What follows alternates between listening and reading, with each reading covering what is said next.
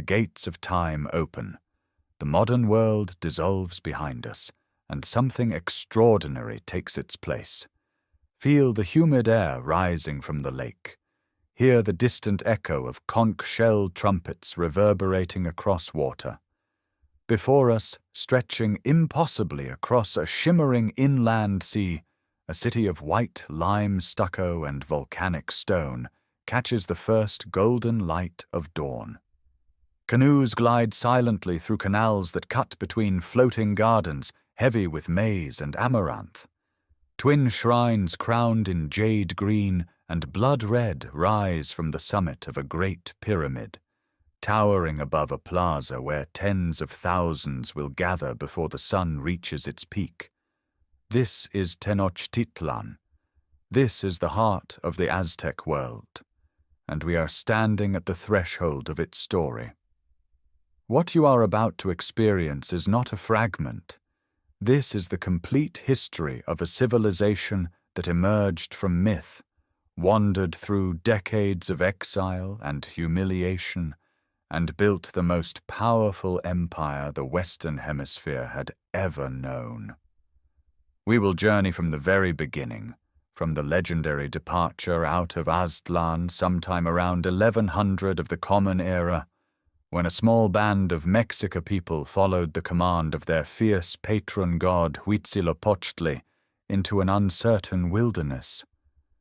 We will walk beside them through generations of wandering, through servitude and scorn at the hands of established kingdoms, until the moment they witnessed the divine sign, an eagle perched upon a cactus devouring a serpent on a swampy island that no one else wanted. From that humble foundation, we will watch a metropolis rise. We will witness the forging of the Triple Alliance in 1428, the military genius of Jaguar and Eagle warriors wielding obsidian-edged Maquahuitl swords, the breathtaking rededication of the great temple under Ahuitzotl, and the daily spectacle of 60,000 traders filling the market at Tlatelolco with cacao, quetzal feathers, turquoise, and gold. We will explore how common people lived within their Calpulli neighborhoods, how children were educated, how farmers engineered floating chinampa gardens that fed hundreds of thousands, and we will confront the empire's unraveling. The arrival of strangers from the sea in 1519, the alliances forged by resentful subject peoples, the devastating silence of smallpox sweeping through crowded streets, the 75-day siege that reduced this magnificent city to rubble and ash by August of 1521. But this story does not end in destruction.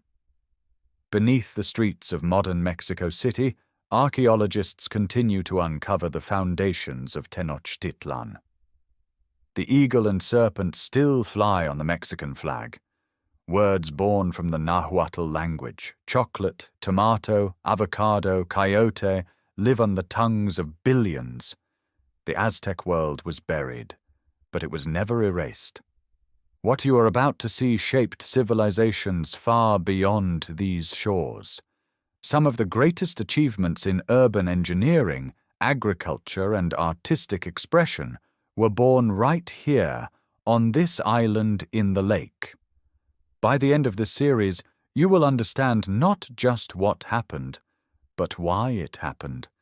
How an entire people rose from nothing, built an empire that made the world tremble, and left a legacy that still pulses beneath our feet. If you enjoy these complete journeys through ancient civilizations, please subscribe so you do not miss a single chapter. Each week, we bring you the full story of a lost world, told from the ground where history was made. Now, let us begin our journey. The causeways stretch before us. The drums have started. Tenochtitlan awaits. Somewhere in the dry reaches of northern Mexico, perhaps beyond the edges of memory itself, there exists a place called Aztlan. No archaeologist has ever found it, No map drawn before the conquest marks its precise location. Yet its name echoes through centuries of painted codices and oral tradition as the ancestral homeland of 7 Nahuatl-speaking tribes, the last and lowliest of whom called themselves the Mexica. Around the year 1100 of the Common Era, these people departed from Aztlan, and nothing in the Western Hemisphere would ever be the same. The Codex Boturini, painted on a long strip of amate bark paper in the years after the Spanish conquest, preserves the earliest visual record of this migration. Its opening pages show an island surrounded by water, a place of white herons and still lagoons. A figure sits in a canoe, paddling away from this origin point. Footprints trail across the page, the universal Nahua glyph for journey, for movement, for a people walking into the unknown. The images carry no color, only black ink on pale fiber, yet they contain the entire genesis of an empire. The god who commanded this exodus was Huitzilopochtli, the hummingbird of the south, a solar war deity whose priests carried his idol wrapped in sacred bundles throughout the long migration. His voice, channeled through these priests, directed the Mexica forward, promising a homeland they would recognize by a divine sign. The journey was not swift. It unfolded across generations, perhaps 150 years of wandering through the arid basins and mesquite scrublands of what is now northern and central Mexico. Children were born on the trail who grew old and died without ever reaching the destination. The landscape through which they moved was harsh and unforgiving. Volcanic plateaus stretched beneath enormous skies. Dust rose from paths carved by centuries of trade between distant peoples.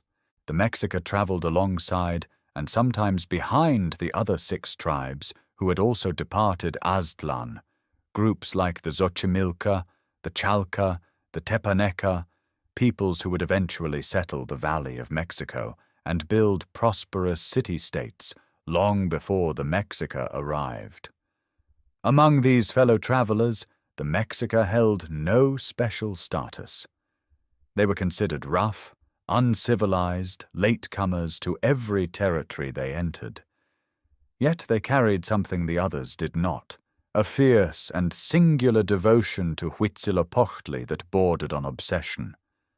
While other tribes settled and planted and built, the Mexica pressed onward, driven by priestly visions and the promise of a place uniquely theirs. They paused at locations recorded in the codices, places like Coatepec, the Serpent Mountain, where tradition holds that Huitzilopochtli was born fully armed from his mother Coatlicue and immediately slaughtered his sister Coyolxauhqui and 400 brothers, the stars of the southern sky. This myth of violent divine birth encoded the very essence of Mexica identity. Their god had fought from the first instant of existence. His people would do the same. The migration was not merely physical, it was a slow forging of identity, a transformation from obscure nomadic band into a people with purpose, theology, and an unshakable belief in a promised destiny. Each campsite, each generation of walking, each retelling of Huitzilopochtli's commands around evening fires hardened the Mexica into something resilient and dangerous. They learned to survive where they were unwanted. They absorbed customs from peoples they encountered, while keeping their patron deity supreme above all others.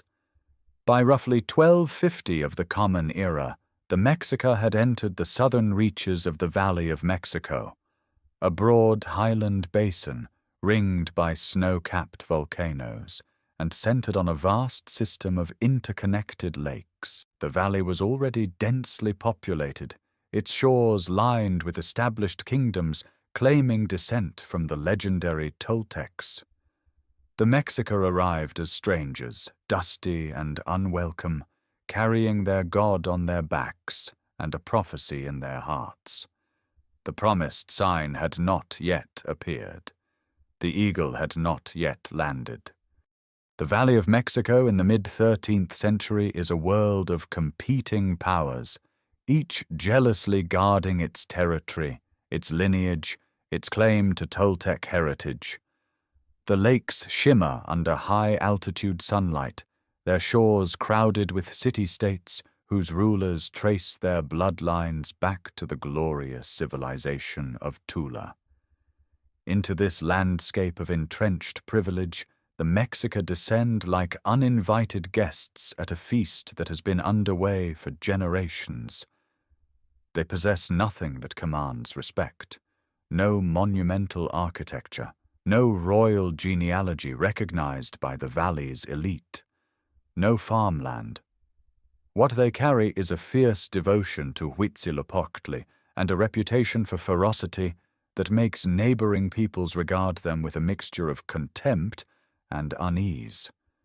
The established Tepanecs of Azcapotzalco, the Acolua of Texcoco, the Chalca to the southeast, all view these newcomers as barbarians, useful perhaps as mercenaries but unworthy of permanent settlement. For decades, the Mexica drift between temporary encampments along the lake margins, occupying land no one else desires.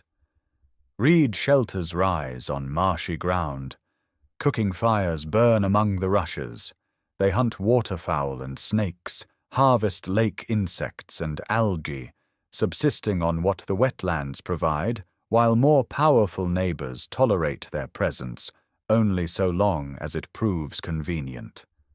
Around 1299, the Mexica attempt to establish themselves at Chapultepec, a rocky hill crowned with freshwater springs on the western shore of Lake Texcoco.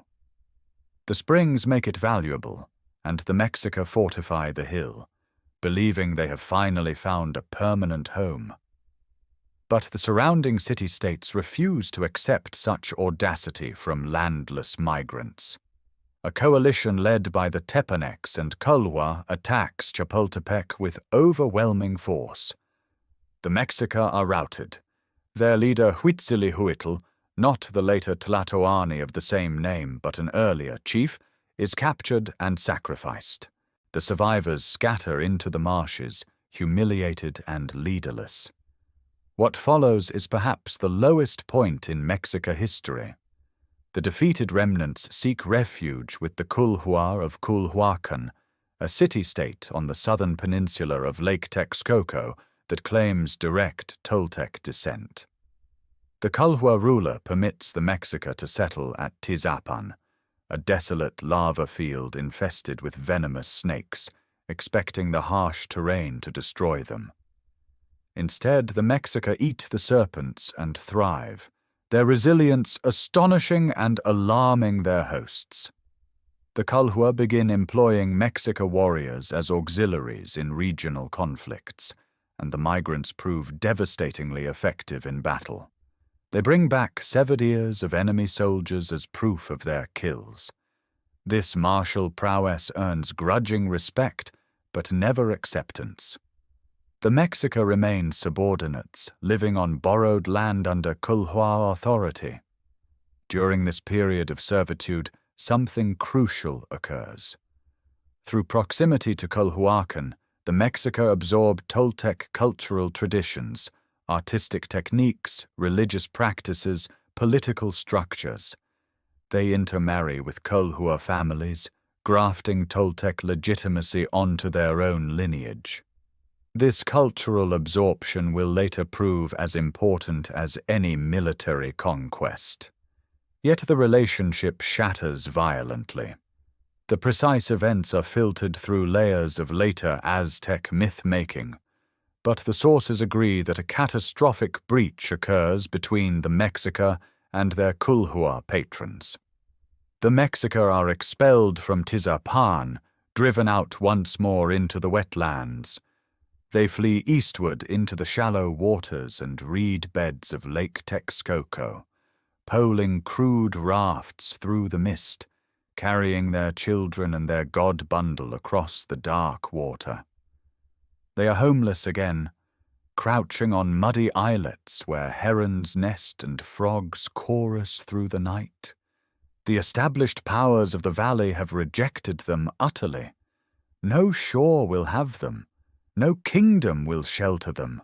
They exist in the spaces between, occupying the unwanted margins of a lake that belongs to everyone but them. Yet within this desolation lies an accidental advantage. The Mexica are learning the lake itself, its currents, its seasonal rhythms, its hidden shallows and deep channels. They are becoming a water people, adapting to an environment others consider worthless. The swamp that is meant to be their grave is quietly becoming their cradle. Somewhere among these reed islands, on ground too wet and too poor for any established power to covet, the prophecy waits. The year is 1325 by the European reckoning, though no one on this lake knows or cares about such calendars. What matters is the sign. What matters is the moment when exhaustion and faith collide on a patch of swampy ground that no one else wants. The island sits near the western shore of Lake Texcoco, a low hump of mud and rock barely rising above the brackish water. Reeds crowd its edges, snakes slide through the shallows. The air smells of algae and volcanic silt carried down from the mountains that ring this valley like the walls of a bowl. It is, by every practical measure, a terrible place to build anything. The soil is waterlogged, the ground shifts underfoot. Fresh water must be carried or channeled from distant springs. Yet it is precisely here, on this forsaken spit of land between the territories of greater powers, that the Mexica priests declare the prophecy fulfilled. An eagle perches on a nopal cactus growing from the rocks, a serpent writhing in its talons. The image burns itself into collective memory with such force that it will endure for 700 years and eventually grace the flag of a modern nation. Whether the sighting is literal or ceremonial, whether the eagle is flesh or vision, matters less than what it authorizes. The wandering ends, the building begins. The first structure raised on the island is not a house or a granary, but a small temple platform dedicated to Huitzilopochtli. It is humble beyond imagination. Packed mud, rough stone, bundled reeds forming a modest shrine no taller than a man. Yet its symbolic weight is immense. This is the axis around which everything will turn. Every future expansion of the city, every layer of the Great Pyramid that will eventually tower above this valley, traces its origin to this crude altar on soggy ground. Construction in the early months is brutal, improvised work. There is almost no dry land to build upon, so the Mexica begin driving wooden stakes into the lake bed and filling the spaces between with rocks, rubble, and sediment dredged from the shallows.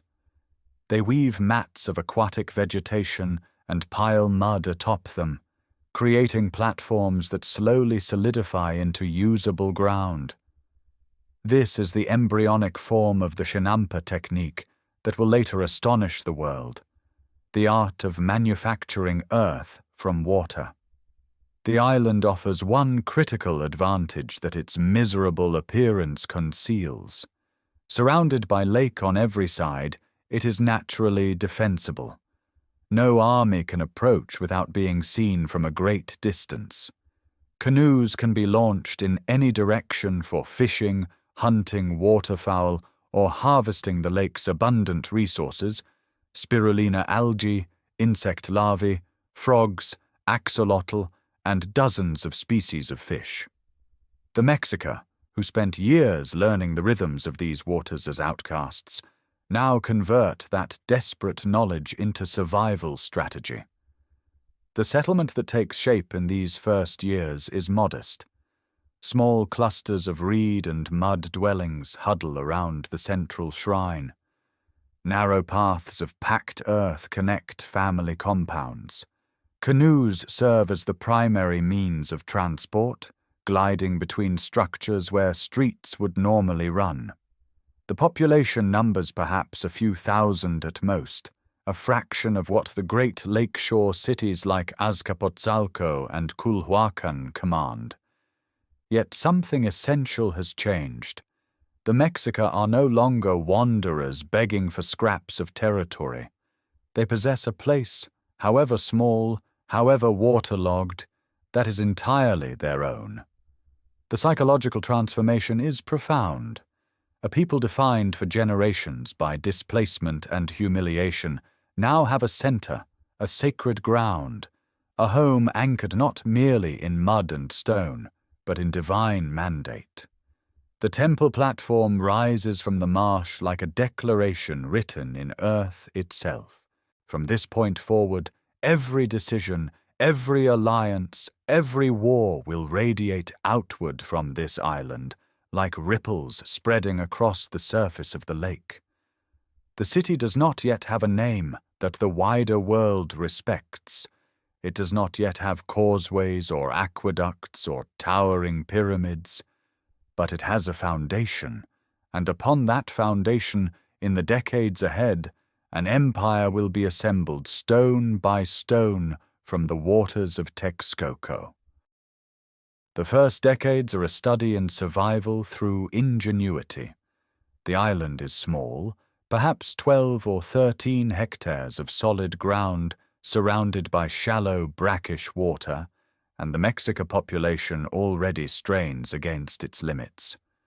There is no room to expand outward onto dry land, for the lake belongs to no one and to everyone, and the shores belong to powers that would crush this fledgling settlement without hesitation.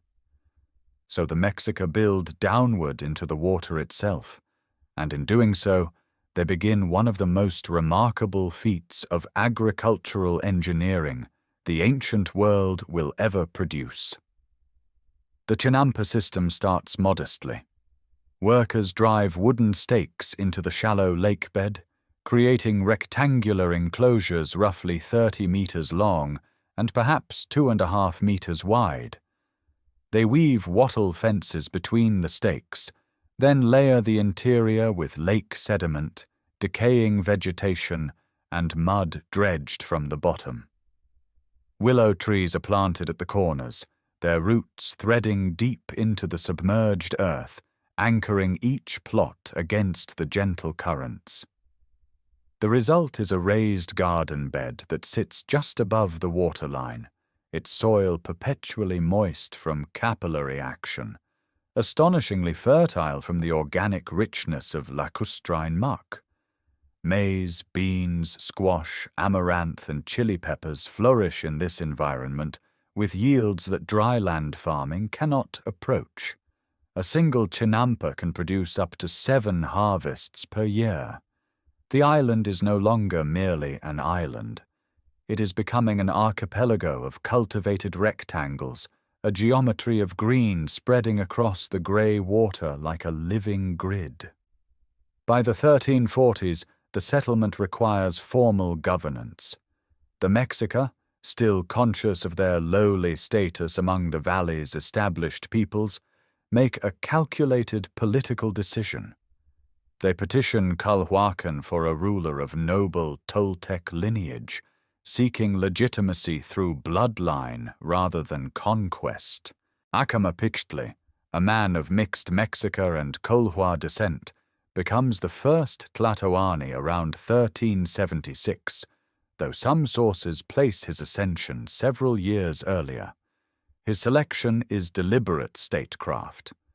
The Toltec heritage he carries transforms the Mexica from lake squatters into a people with dynastic credentials, however thin. Yet sovereignty remains an illusion.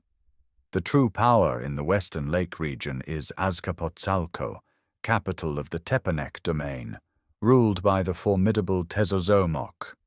The Mexica pay tribute to this overlord in labor, in military service, in goods pulled from the lake and the Chinampas. Tepanec tax collectors arrive regularly, and what they demand must be given without complaint. Stone, timber, fish, woven reed mats, agricultural surplus, all flow westward across the water to Azcapotzalco's storehouses. In return, the Mexica receives something invaluable: permission to exist. Acamapichtli uses this subordinate position with quiet intelligence. Mexica warriors fight in Tepanec campaigns, gaining battlefield experience and reputation.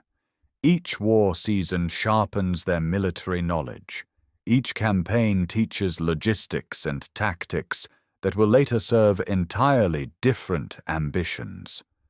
The tlatoani also encourages strategic marriages between Mexica nobles and women from surrounding city-states, weaving a web of kinship alliances that slowly elevates Tenochtitlan's diplomatic standing.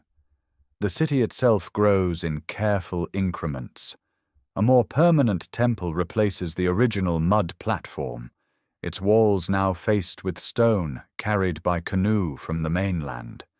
Residential compounds of adobe and timber cluster along canals that serve as streets. Canoes become the essential vehicle of daily life, carrying people, produce, and building materials through a network of waterways that the Mexica continuously dredge and maintain.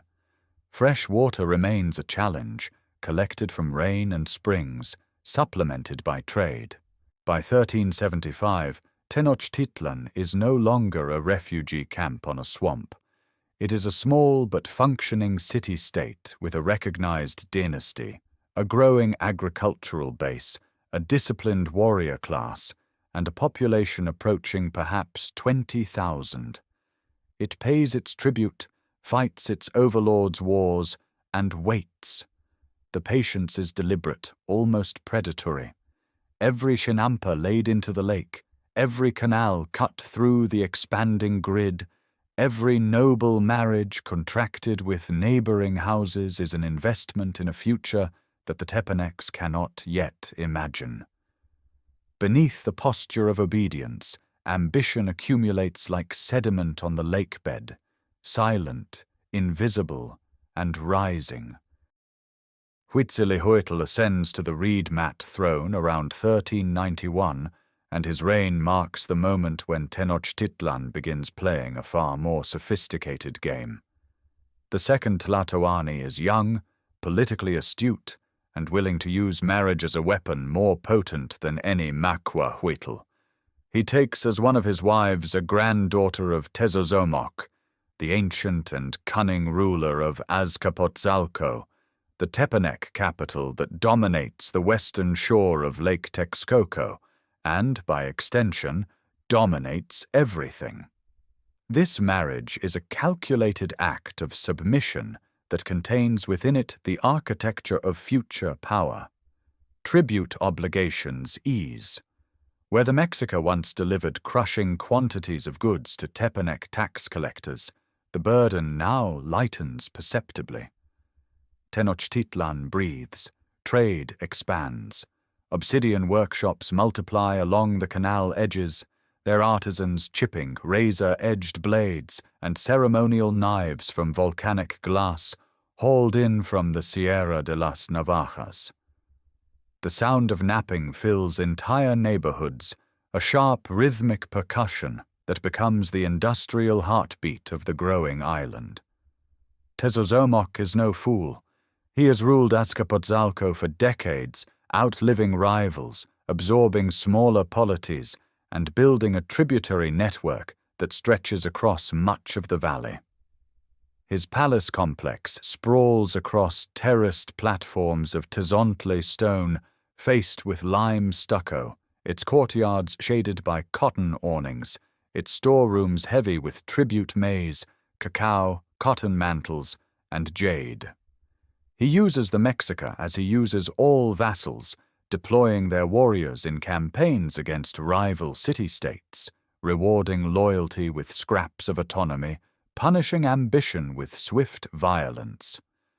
The Mexica fight his wars against Xaltocan and Culhuacan, bleeding for Tepanec glory, gaining battlefield experience that quietly sharpens their own military capacity. Huitzilopochtli's son from the Tepanec marriage, Chimalpopoca, inherits the throne around 1417. He is Tezozomoc's own grandson, and this blood connection grants Tenochtitlan its most privileged position, yet within the Tepanec order.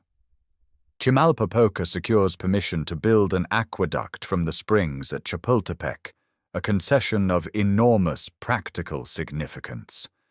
Fresh water flowing into the island city transforms daily existence, supporting a population now swelling past 40,000.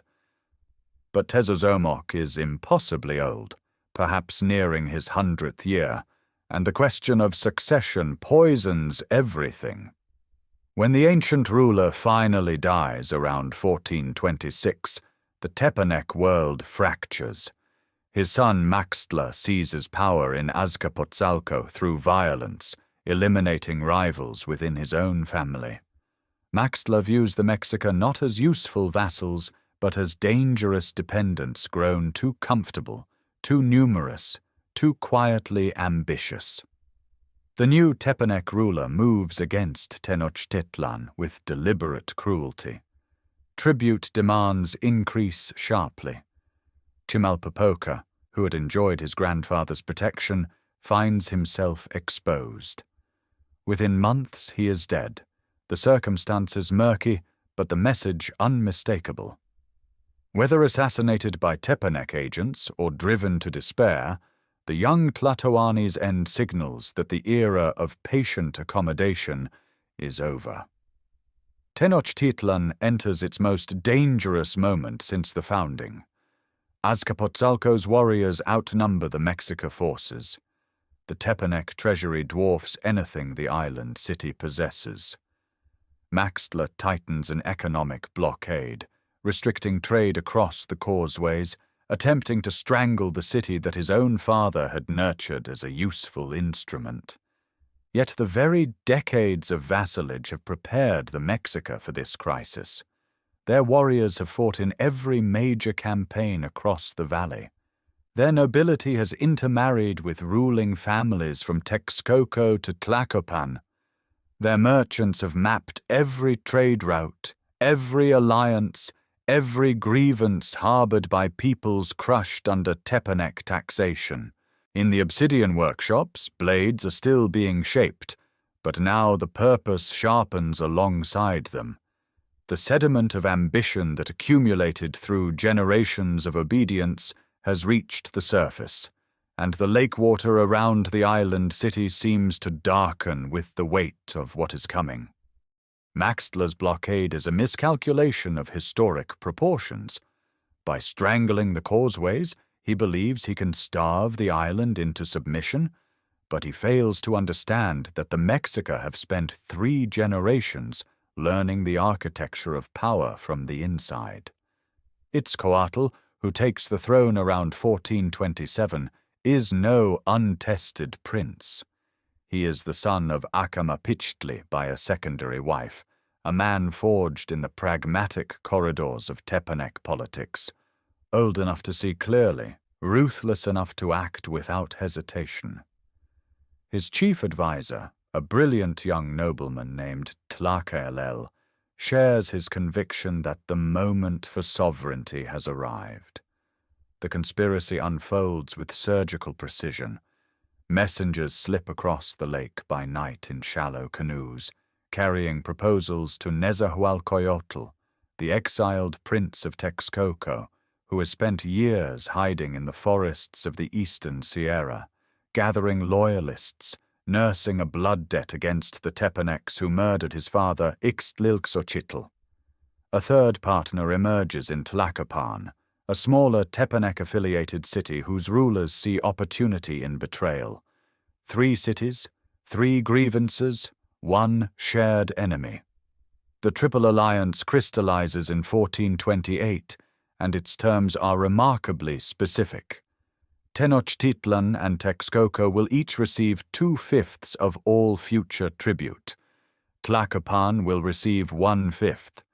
The arrangement is not equal, but it is functional, binding ambition to arithmetic.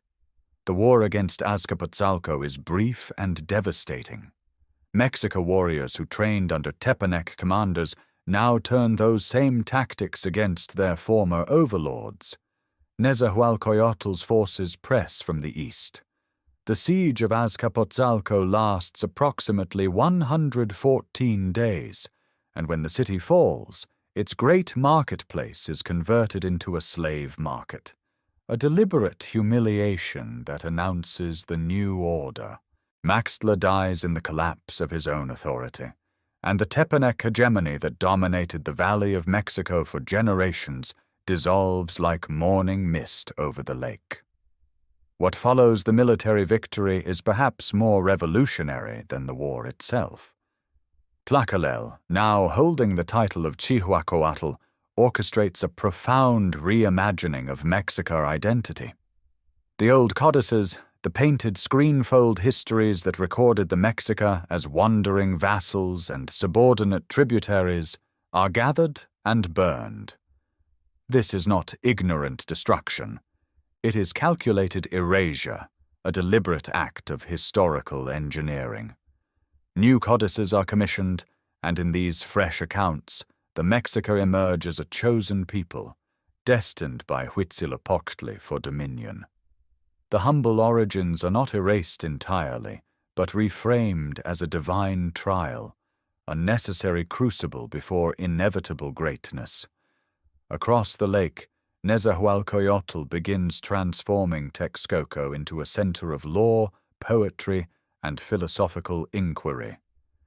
His palace complex rises with hundreds of rooms, botanical gardens cataloging plants from distant ecological zones, and a legal code that applies to nobles and commoners alike. The alliance between Tenochtitlan's military ferocity and Texcoco's intellectual sophistication creates a complementary engine of imperial expansion unlike anything the valley has witnessed. Itzcoatl's reign, lasting until 1440, establishes the institutional foundations upon which everything will be built. Land seized from the Tepanecs is redistributed to warrior nobles, creating a new aristocratic class whose wealth depends entirely on continued conquest. The Calpulli communal lands remain, but a parallel system of private estates now rewards military achievement, binding the elite to an economy of perpetual war. Tribute flows into Tenochtitlan from newly subjected towns, and the island city begins its transformation from a crowded settlement into something grander, its temple platforms growing taller, its causeways wider, its ambitions reaching toward horizons that only a generation earlier would have seemed like madness. The alliance has not merely changed the political map, it has rewritten the story the Mexica tell about themselves, and in that new story there is no ceiling to what they might become. The man who inherits this momentum is Moctezuma Ilhuicamina, whose name means he who shoots the sky with an arrow, and whose reign beginning around 1440 will forge the mechanisms of empire that endure for 80 years. He is no untested prince. He served as a general under Itzcoatl, proved himself in the Tepanec Wars, and understands that the Triple Alliance cannot survive on a single victory. It must expand or collapse under the weight of its own warrior aristocracy, a class now hungry for tribute, land, and the captives that feed the temples. The early years of his reign are shaped by catastrophe. Around 1450, a series of devastating frosts destroys the maize harvest across the Valley of Mexico. Famine grips Tenochtitlan. Families sell children into slavery along the Gulf Coast in exchange for food. The crisis reveals a fatal vulnerability. The Highland Basin cannot reliably feed a growing imperial capital. Moctezuma's response reshapes the geography of Aztec power. He launches campaigns eastward, pushing through the Sierra Madre into the fertile lowlands of the Huasteca and the Totonac coast, regions rich in cotton, cacao, vanilla, tropical fruits, and rubber. These conquests are not merely military adventures. They are agricultural insurance, binding distant provinces to the capital through tribute obligations that guarantee a flow of food and luxury goods regardless of highland weather. The tribute system becomes the empire's circulatory system. Each conquered province receives a tribute assessment recorded in painted codices with exacting precision. So many bales of cotton cloth, so many bags of cacao beans, so many loads of dried chili peppers, so many jaguar pelts, so many live eagles. Failure to deliver invites punitive expeditions. The system does not impose direct governance. Local rulers keep their thrones provided they pay and provide warriors when summoned. It is an empire of extraction, not administration, and its efficiency is remarkable. Yet certain city-states resist incorporation entirely. Tlaxcala, Hueyotzingo, and Cholula, ringed by Aztec-dominated territory to the east, remain stubbornly independent. Rather than annihilate them, Moctezuma institutionalizes a practice of extraordinary consequence, the Xochiaoyotl, the Flower Wars. These are prearranged battles fought on agreed-upon fields, not for territorial conquest, but for the taking of captives destined for sacrificial ritual. The theological justification is cosmic. The sun requires human blood to continue its journey across the sky. The practical justification is equally compelling. Flower wars provide a perpetual training ground for warriors, a reliable source of sacrificial victims, and a means of keeping enemy states weakened without the cost of full-scale siege warfare. The military orders crystallize during this period into formal institutions. Eagle Warriors and Jaguar Warriors, the two elite ranks, earn their status through the capture of enemies in battle. An Eagle Warrior wears a helmet carved to resemble an open beak, his body clad in a feathered suit. A Jaguar Warrior dons the spotted pelt of the great cat, his face peering from its jaws. These are not decorative choices. They are earned insignia, and the path to them is brutal. A young warrior who fails to capture a single enemy after 3 campaigns is stripped of military privilege and consigned to common labor. The Macuahuitl, that fearsome wooden sword edged with razor-sharp obsidian blades, becomes the signature weapon of these orders. Obsidian, volcanic glass fractured to an edge sharper than surgical steel, is abundant in the highlands. Workshops near Pachuca and Otumba produce blades by the thousands. Combined with the atlatl spear thrower and the Tepoztopilli thrusting spear, the Aztec arsenal is devastating against unarmored opponents. By the time Moctezuma Ilhuicamina dies around 1469, the empire stretches from the Gulf lowlands to the Mixtec highlands of Oaxaca. Tribute rolls list hundreds of towns. The Templo Mayor has been enlarged again, its twin staircases climbing higher above the lake. Skull racks near the temple base display thousands of crania in neat rows, a monument visible from the causeways.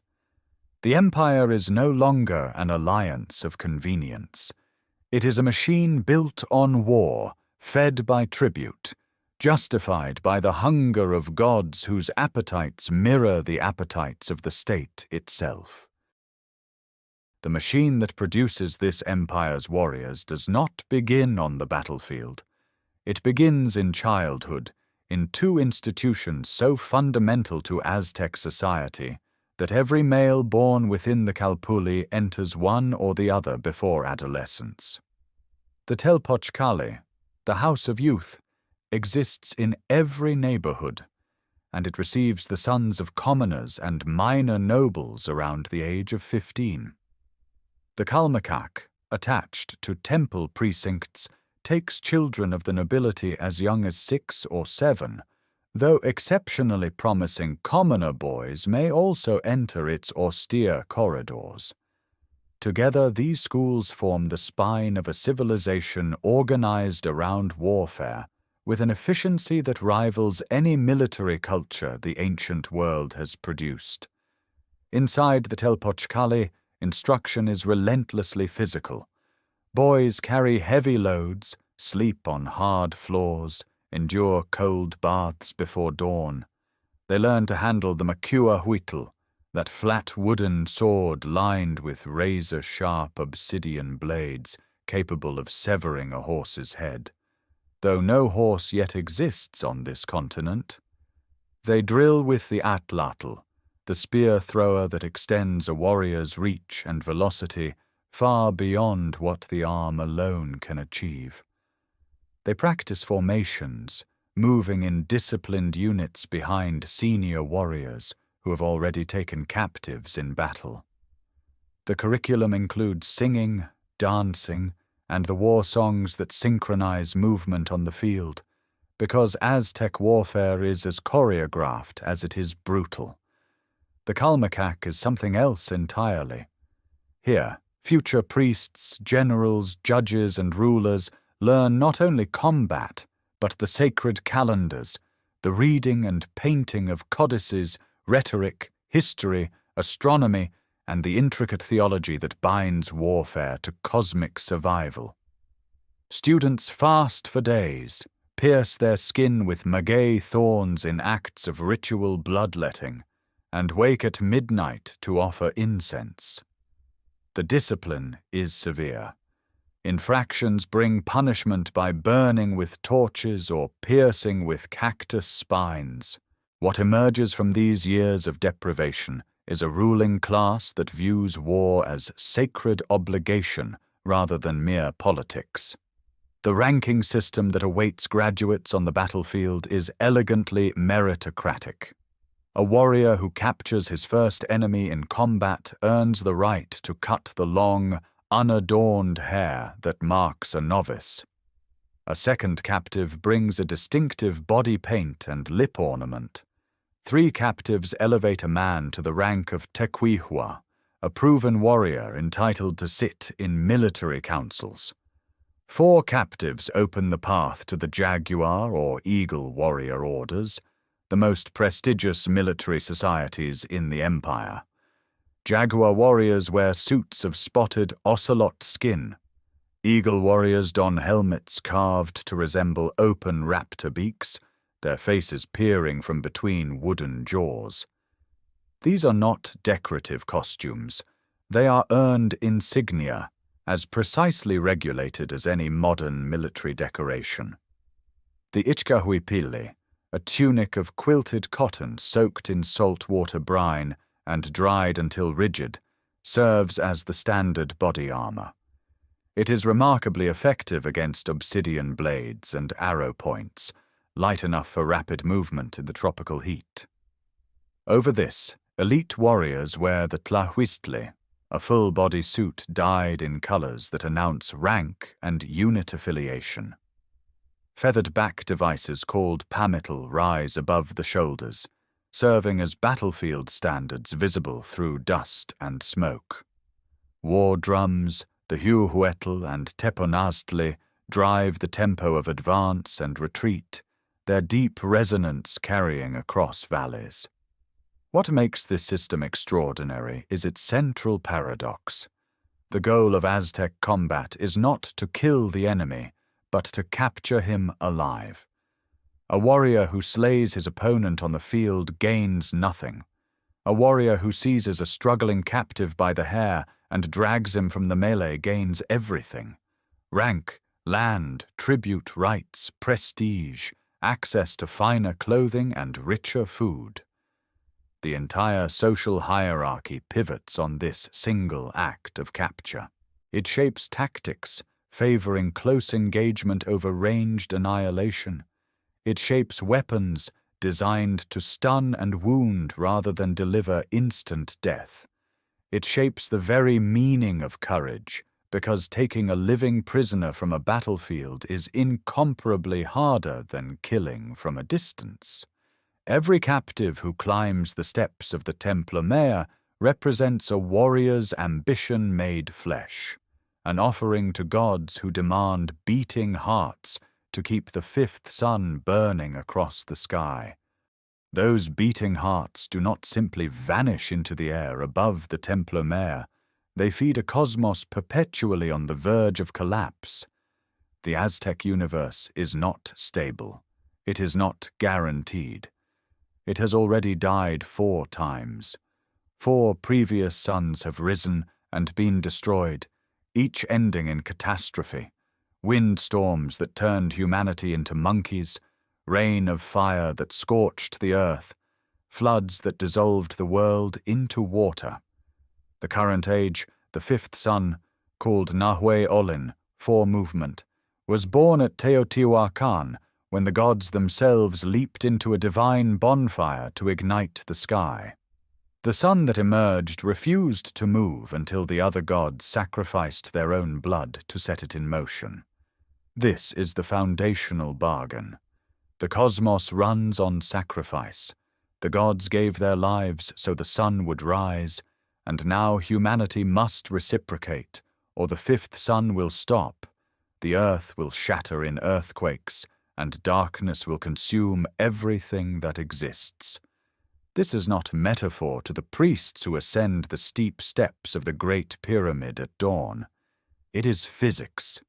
The heart torn from a captive's chest and raised towards the sky is fuel, the essential energy called teolia that sustains the solar cycle.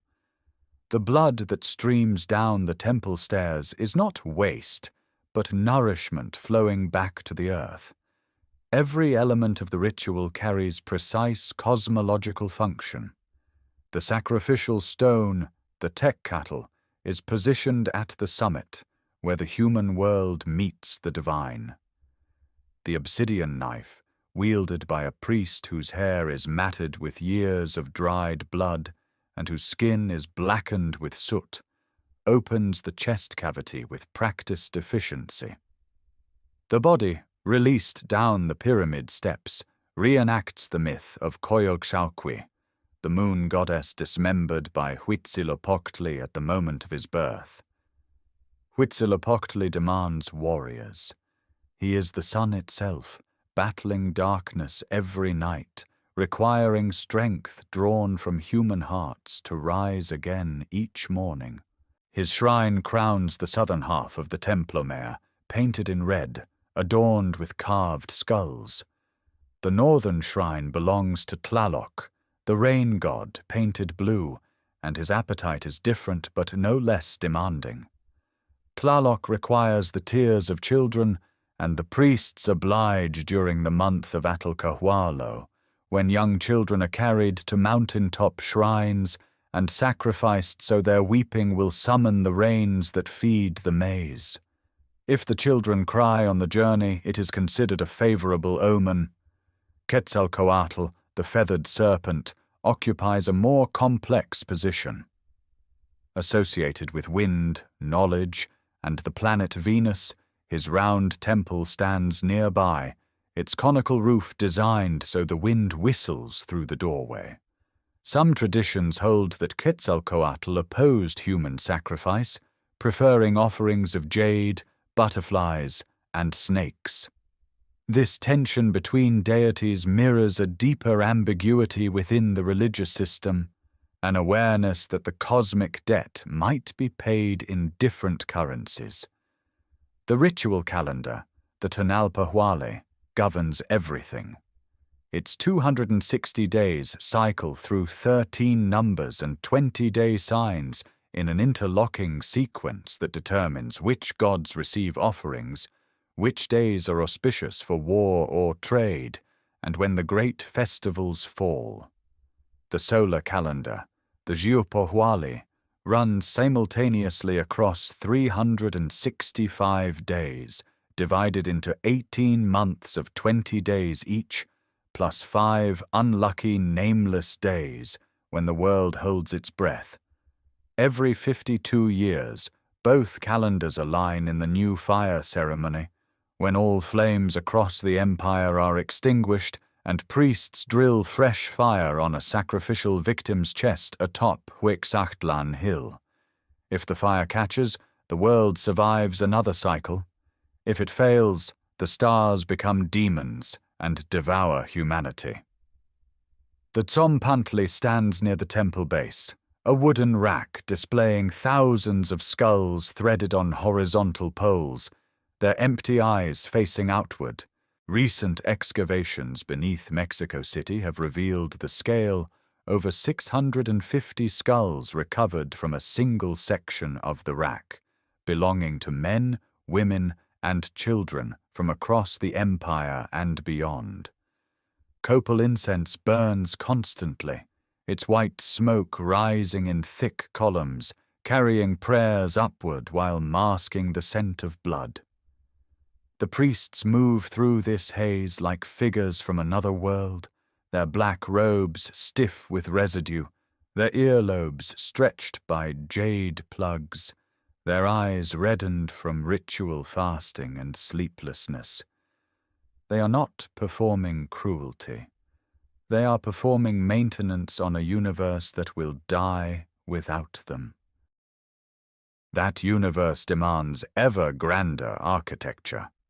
When Axayacatl ascends to the reed-mat throne around 1469, the Templo Mayor already looms over the sacred precinct, but it is not yet the colossus it will become. Each tlatoani inherits the obligation to enlarge the pyramid, encasing the previous structure within a new shell of volcanic tzompantli stone and lime stucco, like nesting boxes growing outward and upward with every generation. Axayacatl proves himself a capable warrior, crushing the nearby city of Tlatelolco in 1473 and absorbing its legendary marketplace into Tenochtitlan's domain.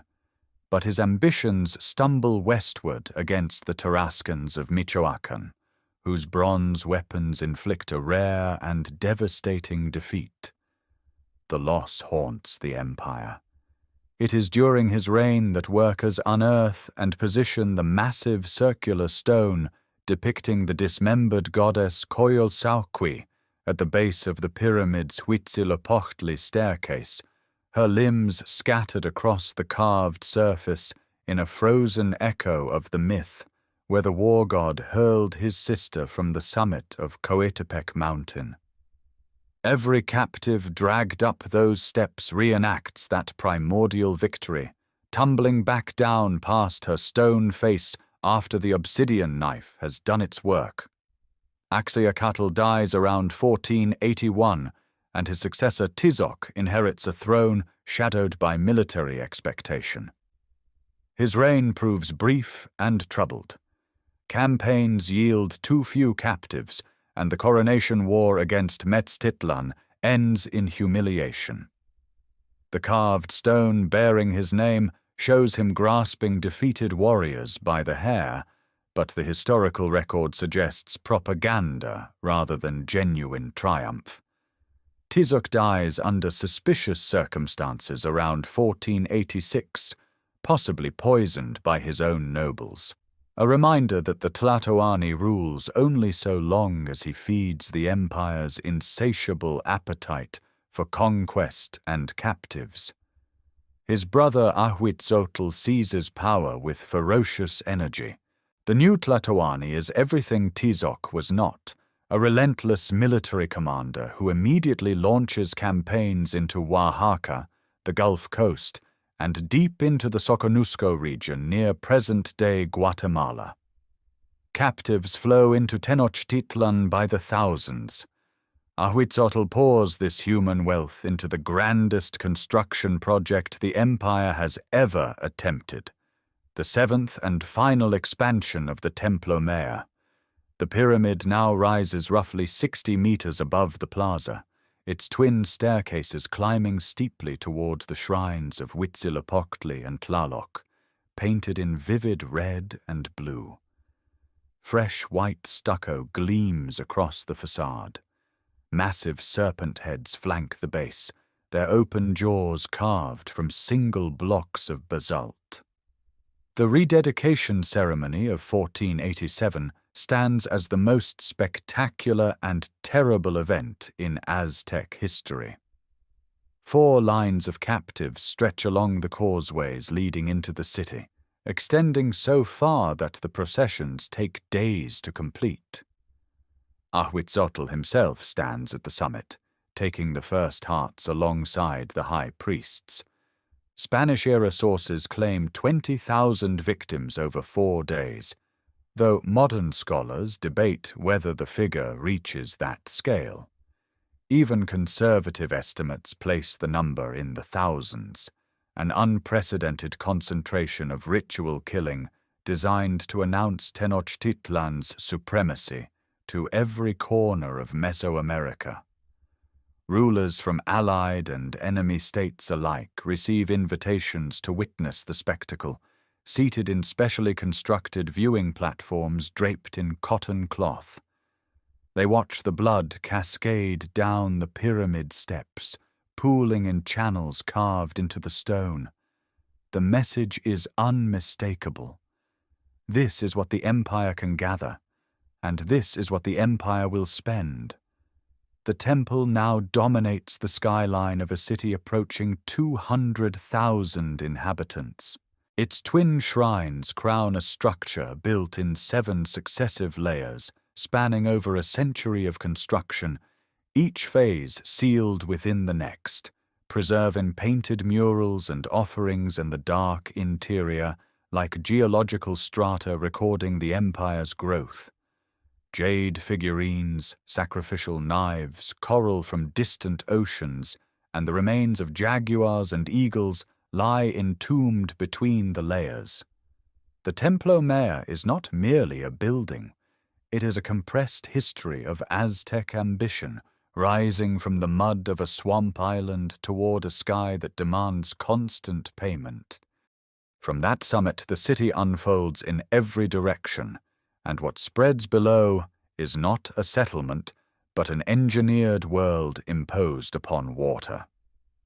Tenochtitlan, at the close of the 15th century, is the largest city in the Western Hemisphere and among the largest on Earth, a metropolis of perhaps 200,000 souls living on an island that nature never intended to support such ambition. Every canal, every causeway, every foundation stone represents a victory over the lake itself. 3 great causeways radiate from the island like spokes. The northern causeway runs to Tepeyac. The western causeway reaches Tlacopan. The southern causeway stretches to Iztapalapa and branches toward Coyoacan. Each is broad enough for 8 men to walk abreast, built from compacted earth and stone, punctuated by removable wooden bridges that can be pulled away in times of war, transforming the city into an instant fortress. Canoe traffic flows beneath these bridges in constant motion, thousands of vessels carrying maize, firewood, building stone, and human passengers through a grid of canals as orderly as any planned city in the world. Fresh water arrives through twin aqueducts from the springs at Chapultepec, each channel running independently so that one can be cleaned while the other continues to supply the city. Clay pipes carry the water across the causeway and into public fountains where residents fill their jars. Waste management follows its own logic. Canoes collect human waste from public latrines positioned along the canals, transporting it to chinampa fields as fertilizer. The city is cleaner than most European capitals of the same era. The Great Dyke of Nezahualcoyotl stretches nearly 16 kilometers across the lake, a massive wall of stone and earth that separates the brackish eastern waters from the fresher western basin surrounding the island. Without this barrier, salt water would poison the chinampas and contaminate the drinking supply. It is one of the most ambitious hydraulic engineering projects in the pre-Columbian Americas, maintained by constant labor and royal decree. Streets nearest the ceremonial center are paved with fitted stone. Farther out, packed earth paths run alongside canals. Whitewashed buildings gleam under the highland sun, their lime-plastered walls reflecting light so intensely that the city appears to shimmer when viewed from the mountain passes. Residential compounds cluster by Kalpulli, each neighborhood maintaining its own temple, school, and administrative center. Flat rooftops serve as additional living space where families dry chili peppers and amaranth in the open air. The ceremonial precinct at the heart of the island spans an area enclosed by a serpent wall, the tzompantli, within which rise more than 70 structures. Temples, ball courts, skull racks, priestly quarters, and sacrificial platforms crowd together in a dense concentration of sacred architecture. Beyond this precinct, the royal palace complex contains hundreds of rooms, courtyards with flowing water, aviaries housing birds from the tropical lowlands, and a menagerie of jaguars, pumas, and rattlesnakes maintained by dedicated keepers. Water defines everything. Canoes outnumber foot travelers on many routes. Merchants pole their flat-bottomed vessels through channels barely wider than the craft themselves, navigating with a precision born of lifelong familiarity. The lake provides fish, waterfowl, algae harvested from the surface and pressed into protein-rich cakes, and the axolotl salamanders that inhabit the shallows. The boundary between land and water is never fixed. Chinampas extend the island's edges outward year by year, new plots anchored by willow roots that grip the lakebed and stabilize the artificial soil above. At dawn, the city wakes to the sound of conch-shell trumpets from the temple summits and the slap of thousands of paddles striking water. Smoke rises from cooking fires in every quarter. The air carries the scent of copal incense from morning rituals and roasting maize from household hearths. This is a city that functions as a single organism, its circulatory system made of water, its skeleton made of volcanic tzompantli stone, its skin the brilliant white plaster that catches the first light of the sun and holds it. That white plaster city breathes through its marketplace. The twin city of Tlatelolco, joined to Tenochtitlan by causeways and canals, but retaining its own identity and its own governing traditions, hosts the largest open-air market in the Americas. Every day, from dawn until the sun passes its zenith, as many as 60,000 people converge upon a vast rectangular plaza enclosed by covered arcades and organized with a precision that stuns even seasoned traders from distant provinces. Each commodity occupies its designated section, enforced by market judges who patrol the rows, settling disputes, checking measures, and punishing fraud with immediate penalties. The currency that lubricates this immense exchange is the cacao bean. Carried in cotton sacks from the humid lowlands of Soconusco and the Gulf Coast, these small dried seeds serve as the universal medium of value. A ripe avocado costs roughly 1 or 2 beans. A cotton mantle of good quality might fetch 60 to 80. A turkey commands 100.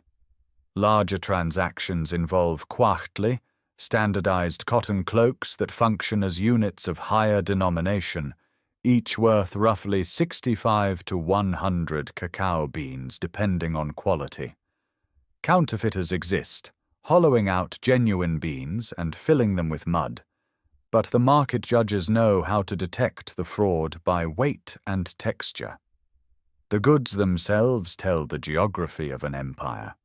From the Gulf lowlands come rubber balls, vanilla pods, and brilliant tropical feathers.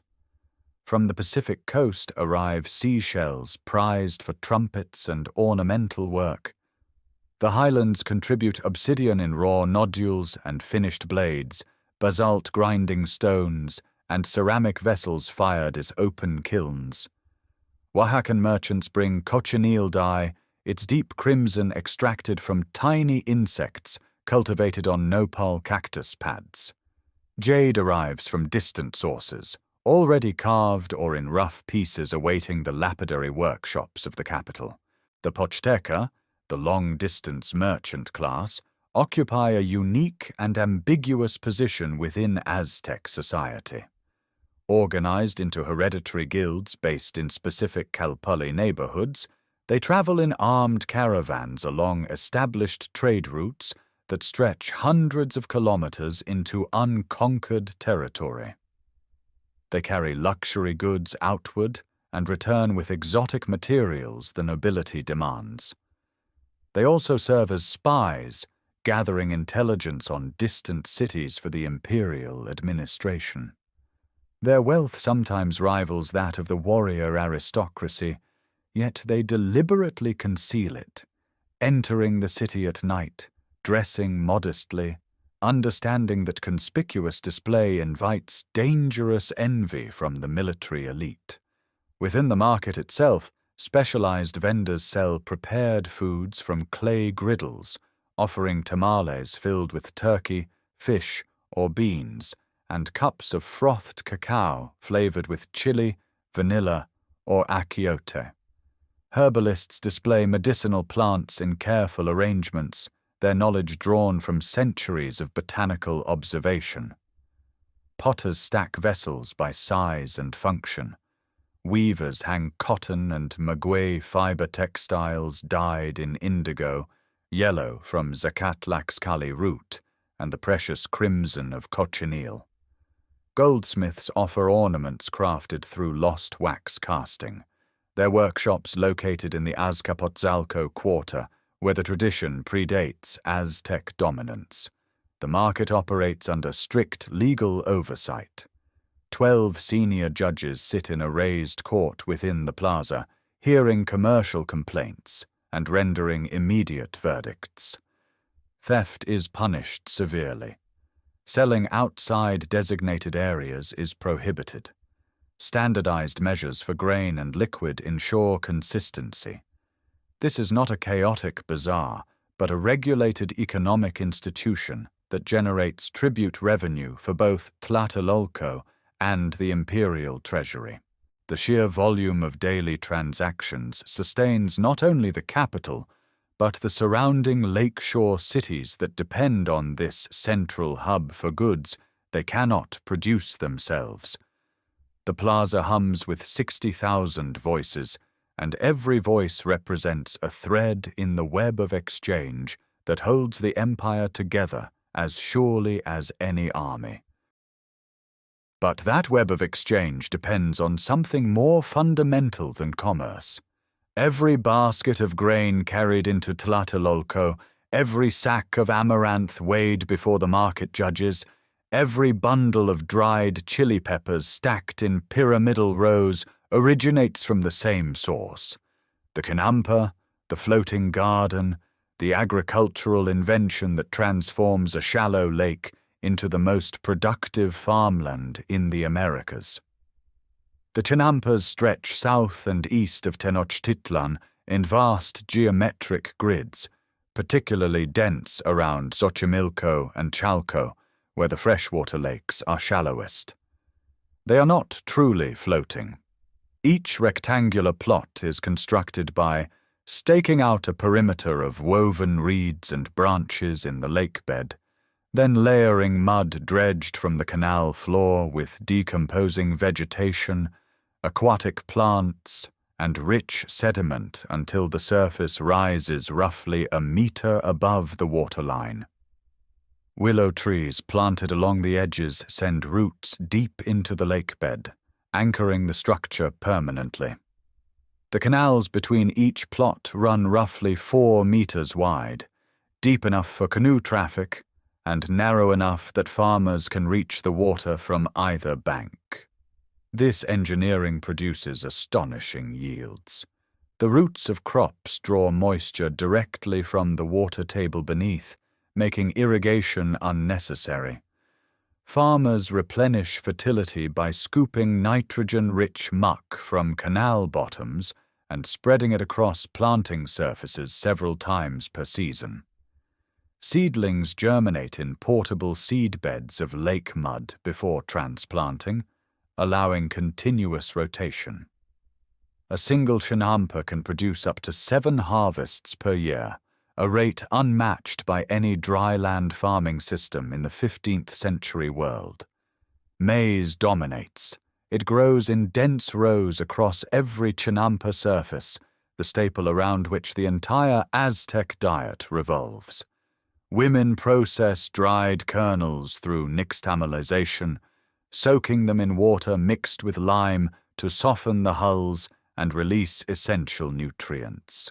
The treated maize is ground on curved matete stones into dough, shaped by hand into thin rounds, and cooked on flat clay griddles called kamali. This daily labor consumes hours and feeds millions. Alongside maize grow the complementary crops that Mesoamerican farmers have cultivated together for millennia. Bean vines climb the maize stalks, fixing nitrogen into the soil. Squash spreads broad leaves across the ground between rows, shading out weeds and retaining moisture. This trinity forms the caloric foundation of the empire.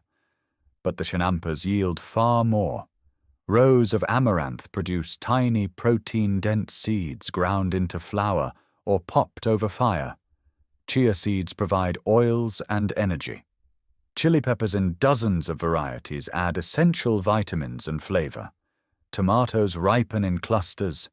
Tzompantli greens are harvested young. Beyond the chinampas, the maguey cactus thrives on drier hillside terraces surrounding the valley. This single plant provides fiber for rope and rough cloth, thorns for needles and bloodletting instruments, leaves for roofing material, and most importantly, aguamiel, the sweet sap collected from its hollowed heart. Fermented over days, aguamiel becomes pulque, the mildly alcoholic beverage consumed at festivals and permitted to elders and nursing mothers. Maguey cultivation requires patience. A single plant may take 8 to 12 years to mature before its sap can be harvested. But once tapped, it produces for months. The agricultural calendar aligns with the 18-20-day months of the Xiuhpohuale.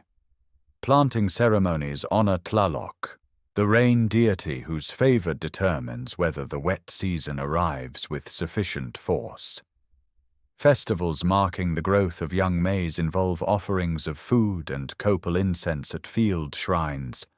The harvest months bring communal labor organized through the Kalpuli, each neighborhood unit responsible for its designated chinampa plots. Tribute obligations require surplus production, and the imperial system depends on this surplus flowing steadily from lakeside farms into state granaries. The chinampa system feeds a city of 200,000 in a valley, supporting over 1 million people. No European capital of this era manages comparable agricultural productivity within its immediate surroundings. The canals serve simultaneously as irrigation channels, transportation routes, and sources of fish and waterfowl that supplement the largely plant-based diet. Frogs, axolotl salamanders, spirulina algae scraped from the lake surface, the waters themselves are harvested. Every element of this lacustrine environment is exploited with systematic precision, turning what other civilizations would consider uninhabitable marshland into the engine that powers an empire. That engine of marshland and maze sustains more than bodies. It sustains hands, thousands of hands working in specialized quarters throughout Tenochtitlan and its allied cities, transforming raw materials into objects of such breathtaking refinement that they will stun even the conquerors who come to destroy them. The Amantaka, the feather workers, occupy their own Calpulli district and worship their own patron deity, Coyotlinahual. Their craft ranks among the most prestigious in the empire. Tribute shipments arriving from the tropical lowlands carry bundles of iridescent Quetzal tail feathers, each plume stretching nearly a meter in shimmering green.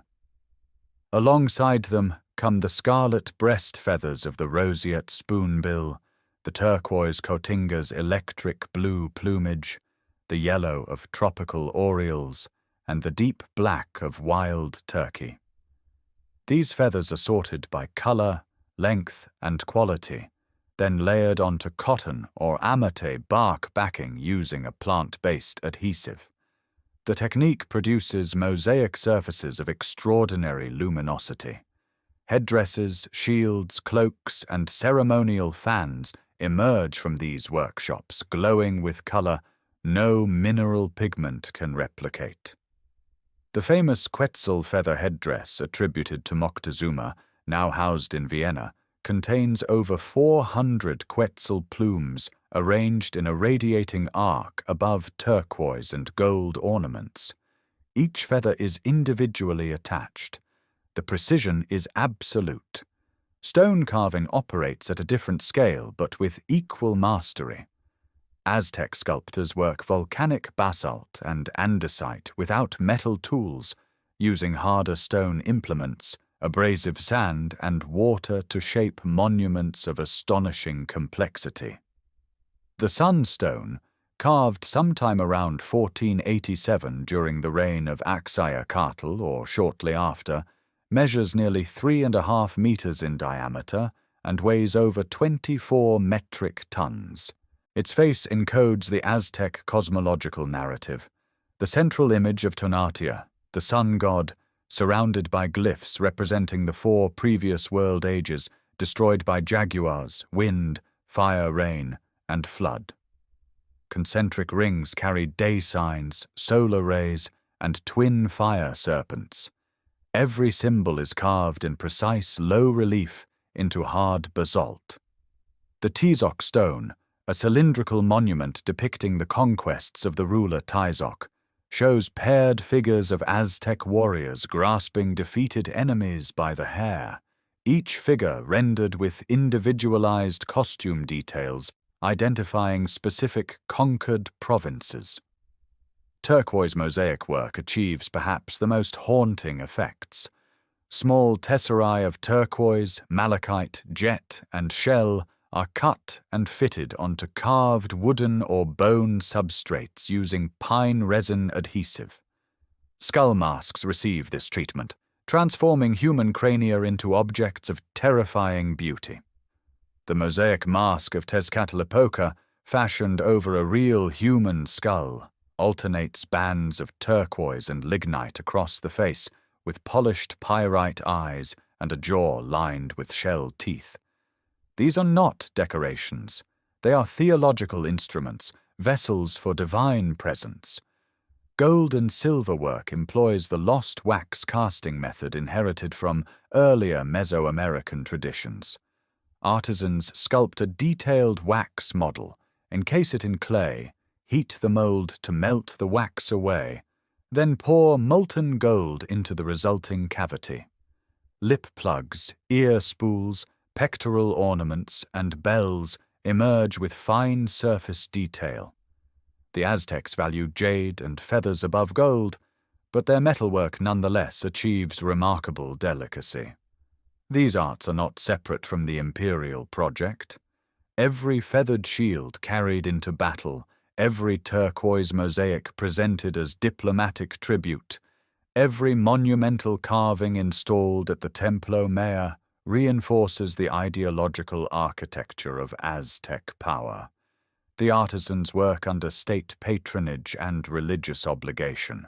Their workshops produce the visual language through which the empire communicates its cosmology, its military dominance, and its divine mandate to every subject province and every visiting ambassador who walks the white plaster streets of the capital. That visual language extends beyond stone and feather into something more portable, more precise, and in many ways more powerful. The empire's knowledge lives in painted books. Across Tenochtitlan and its allied cities, trained scribes called tlaquiloque bend over long strips of amate bark paper, brushes in hand, encoding the accumulated wisdom of generations into pictographic and ideographic script. These are the codices, and they represent one of the most sophisticated information systems in the pre-Columbian Americas. The paper itself begins in the forests.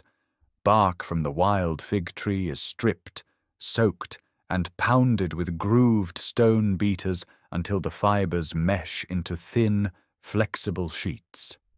These sheets are joined end to end and folded accordion style into screen-fold books, sometimes stretching several meters when fully extended. A coat of white lime sizing creates a smooth painting surface on both sides. The finished codex opens like a fan, each panel a discrete page of densely layered information. The scribes work with brushes fashioned from animal hair and pigments ground from mineral and organic sources. Carbon black from soot, red from cochineal insects, blue from indigo, yellow from ochre and certain clays. Each color carries meaning. The writing system itself is not alphabetic, but combines pictograms representing objects, ideograms conveying abstract concepts, and phonetic elements where small images encode syllabic sounds of the Nahuatl language. A footprint indicates travel or passage. A burning temple signifies conquest. A speech scroll emerging from a figure's mouth denotes authority or command. The codices record everything the empire needs to remember. Tribute lists catalogue exactly what each conquered province owes. So many bundles of cotton mantles, so many loads of cacao, specific quantities of jade, gold dust, eagle feathers, jaguar skins, rubber balls, and live birds. Administrative codices map land ownership within Kalpulli districts. Historical codices preserve migration narratives, king lists, and records of military campaigns stretching back generations. But the most sacred codices belong to the priests and calendar specialists. Two interlocking calendar systems govern Aztec life. The Tonalpohualli, a ritual calendar of 260 days, combines 20-day signs with 13 numbers in a rotating cycle. Every individual born under a particular day sign carries its fortune and burden throughout life. Priests consult the Tonalpohualli to determine auspicious dates for ceremonies, battles, marriages, and the naming of children. The Xiuhpohualli, a solar calendar of 365 days, divides the year into 18 months of 20 days each, plus 5 unlucky days called Nemontemi, when all activity ceases and the world holds its breath. Every 52 years these two calendars realign, triggering the terrifying new fire ceremony, when all flames across the empire are extinguished and a single new fire is drilled on a sacrificial victim's chest atop Tenochtitlan Hill, its light carried by runners to every hearth in every city. Astronomical knowledge underpins these systems. Priests track the movements of Venus with extraordinary accuracy, calculating its 584-day synodic cycle and correlating its appearances as morning and evening star with periods of warfare and ritual danger. Solar observations determine planting seasons and the precise alignment of temple structures. Medical knowledge fills other codices. Aztec physicians classify hundreds of medicinal plants, prescribing specific herbs for fevers, wounds, digestive ailments, and childbirth complications. Botanical gardens maintained by the nobility serve as living pharmacies where rare specimens from distant ecological zones grow under careful cultivation. All of this knowledge concentrates in the Karmakak schools, where elite children train for the priesthood and administrative service. There, young students memorize vast quantities of oral tradition alongside the painted books, learning to read, compose, and interpret the codices that hold the empire's memory.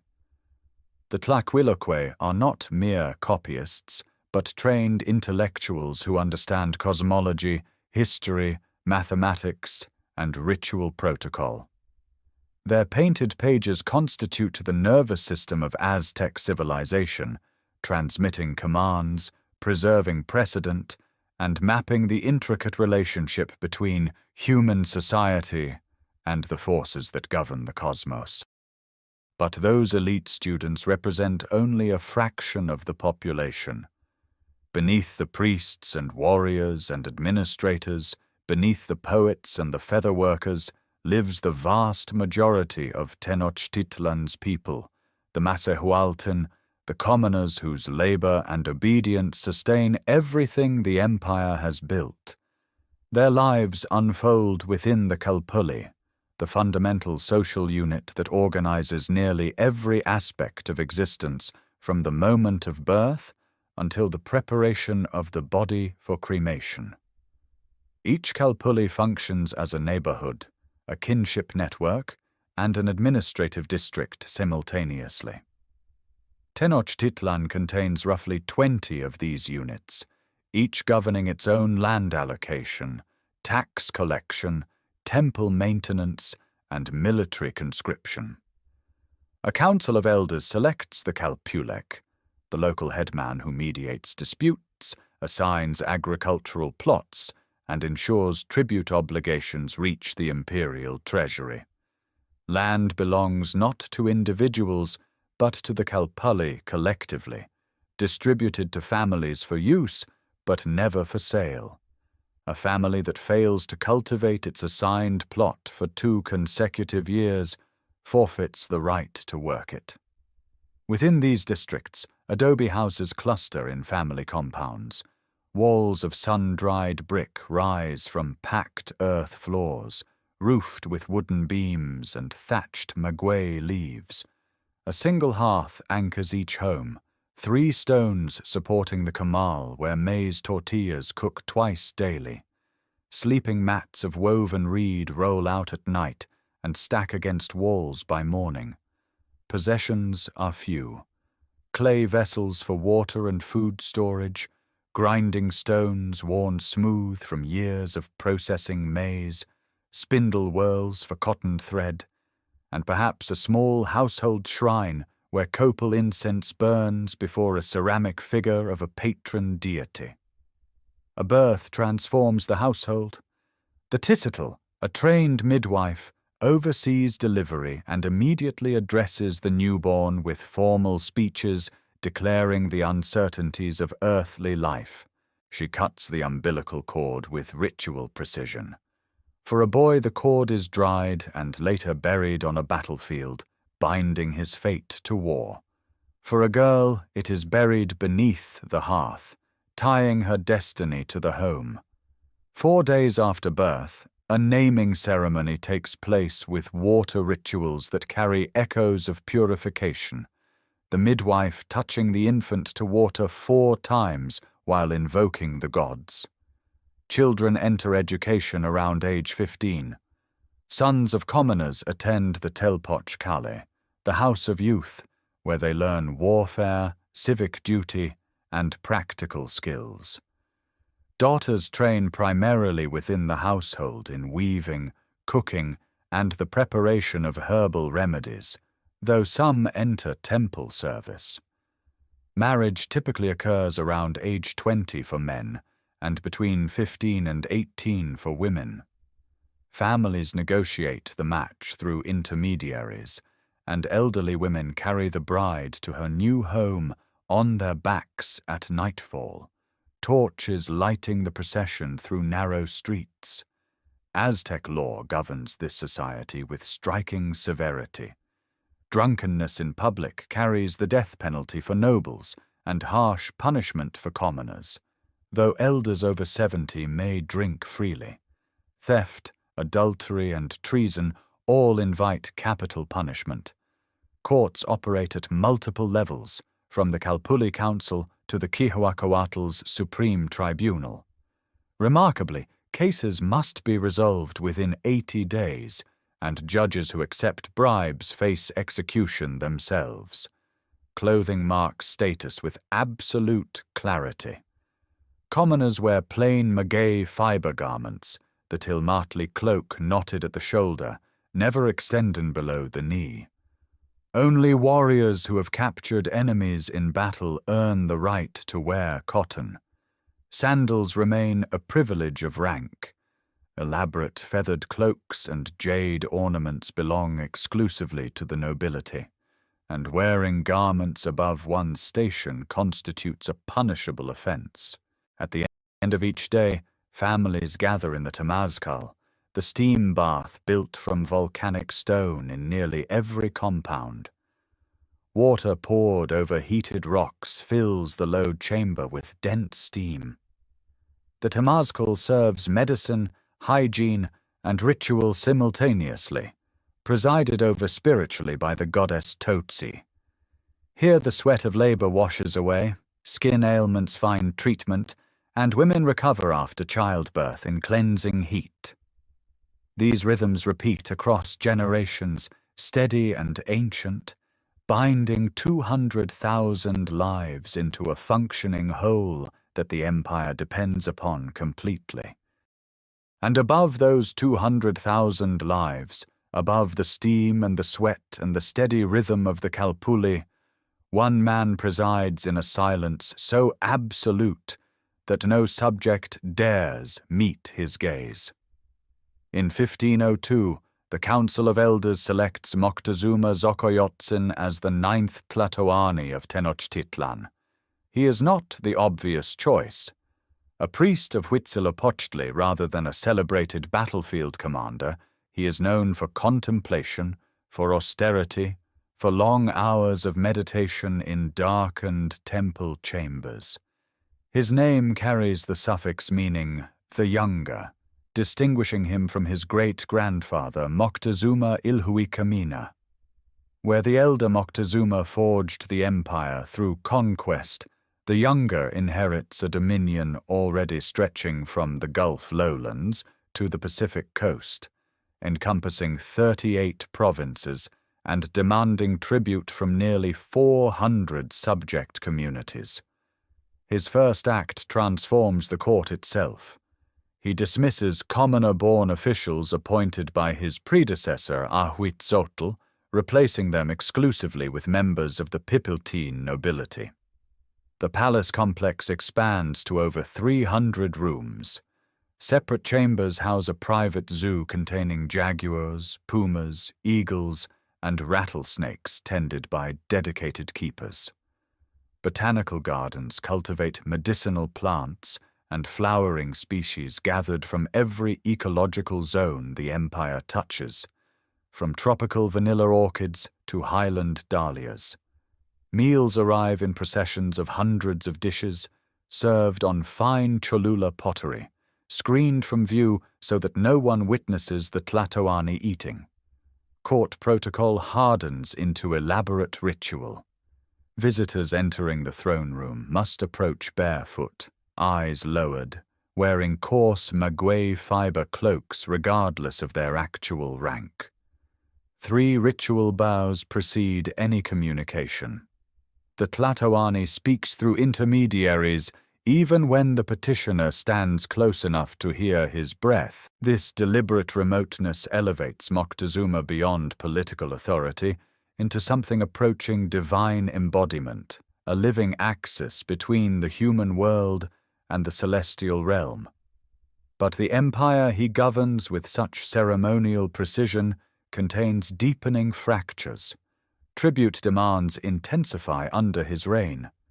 Provincial governors extract increasing quantities of cotton mantles, cacao, gold dust, jade, rubber balls, live eagles, and human captives for sacrifice. Communities in the Gulf Coast region of Totonacapan strain under quotas. The Mixtec kingdoms of Oaxaca resist incorporation. Most critically, the independent Republic of Tlaxcala, entirely surrounded by Aztec-allied territory and subjected to economic blockade, nurtures a resentment that sharpens with each passing year.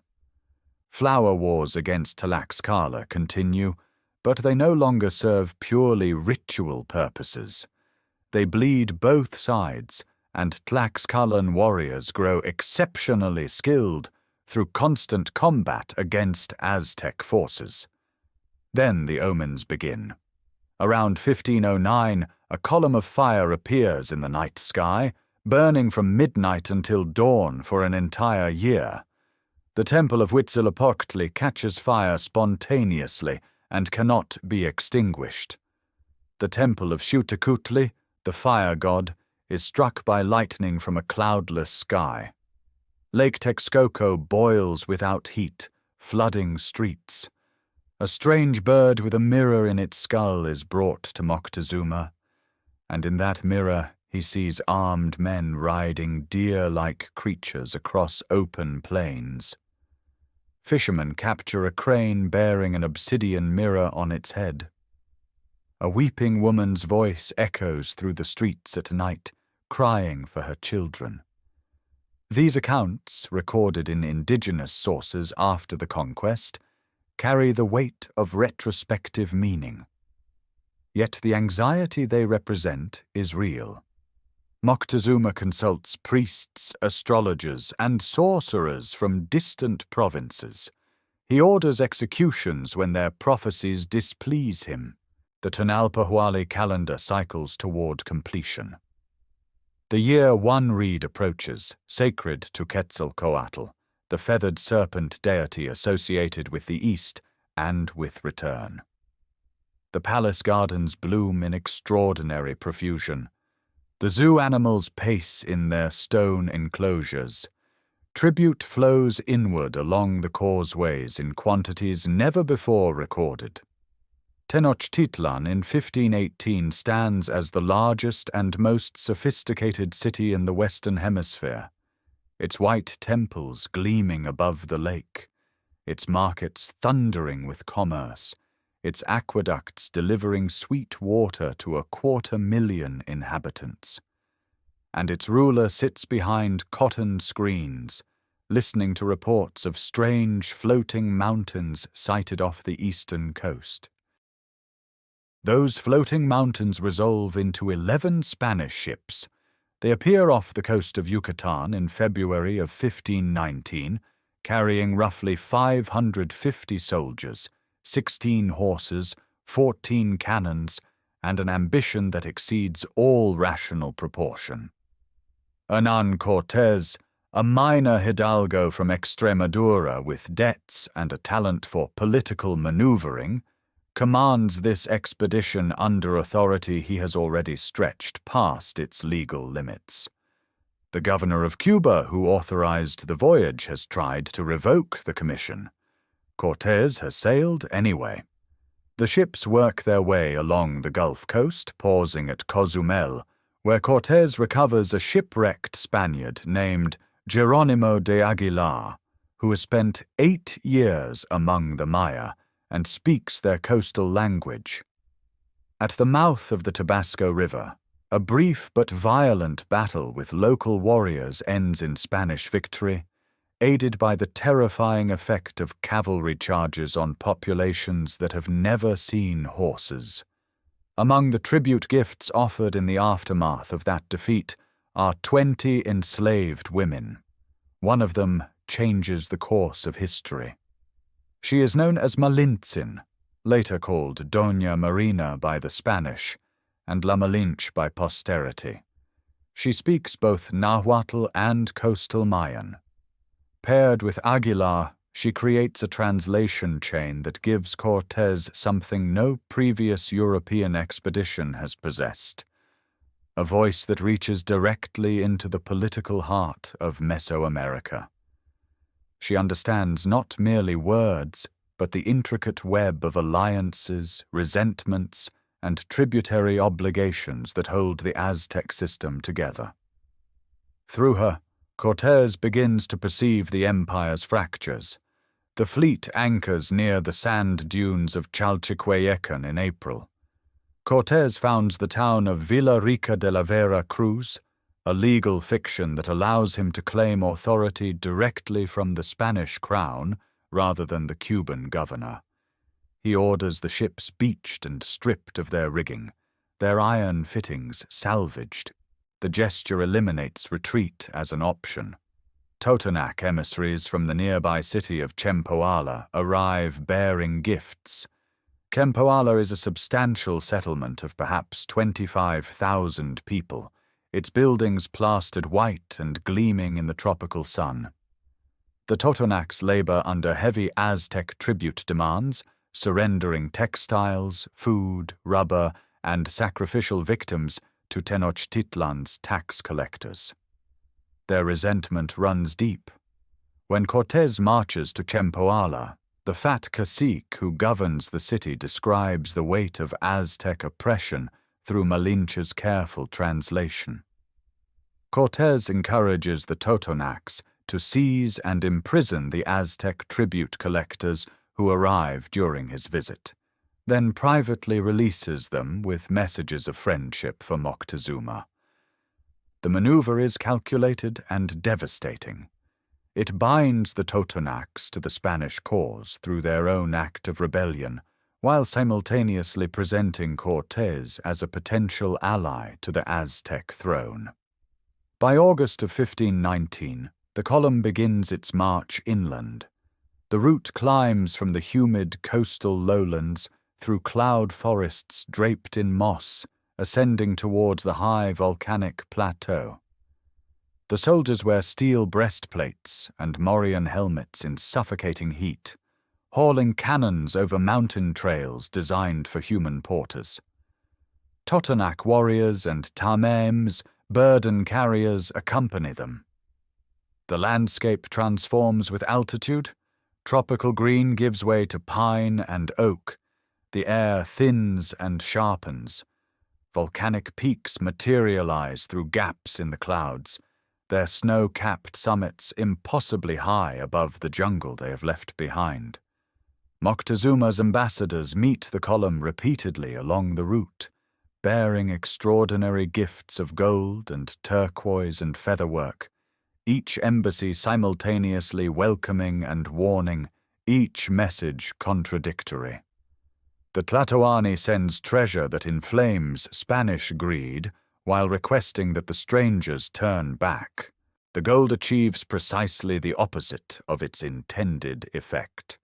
Every disc and ornament confirms the rumors of unimaginable wealth waiting in the highland capital. The column presses upward through the Sierra, moving toward the territory of Tlaxcala, an independent republic that has resisted Aztec domination for generations, surrounded and economically strangled, but never conquered. The encounter ahead will determine whether Cortés marches toward Tenochtitlan with a handful of Spaniards or at the head of an indigenous army numbering in the tens of thousands. The Tlaxcalans strike first.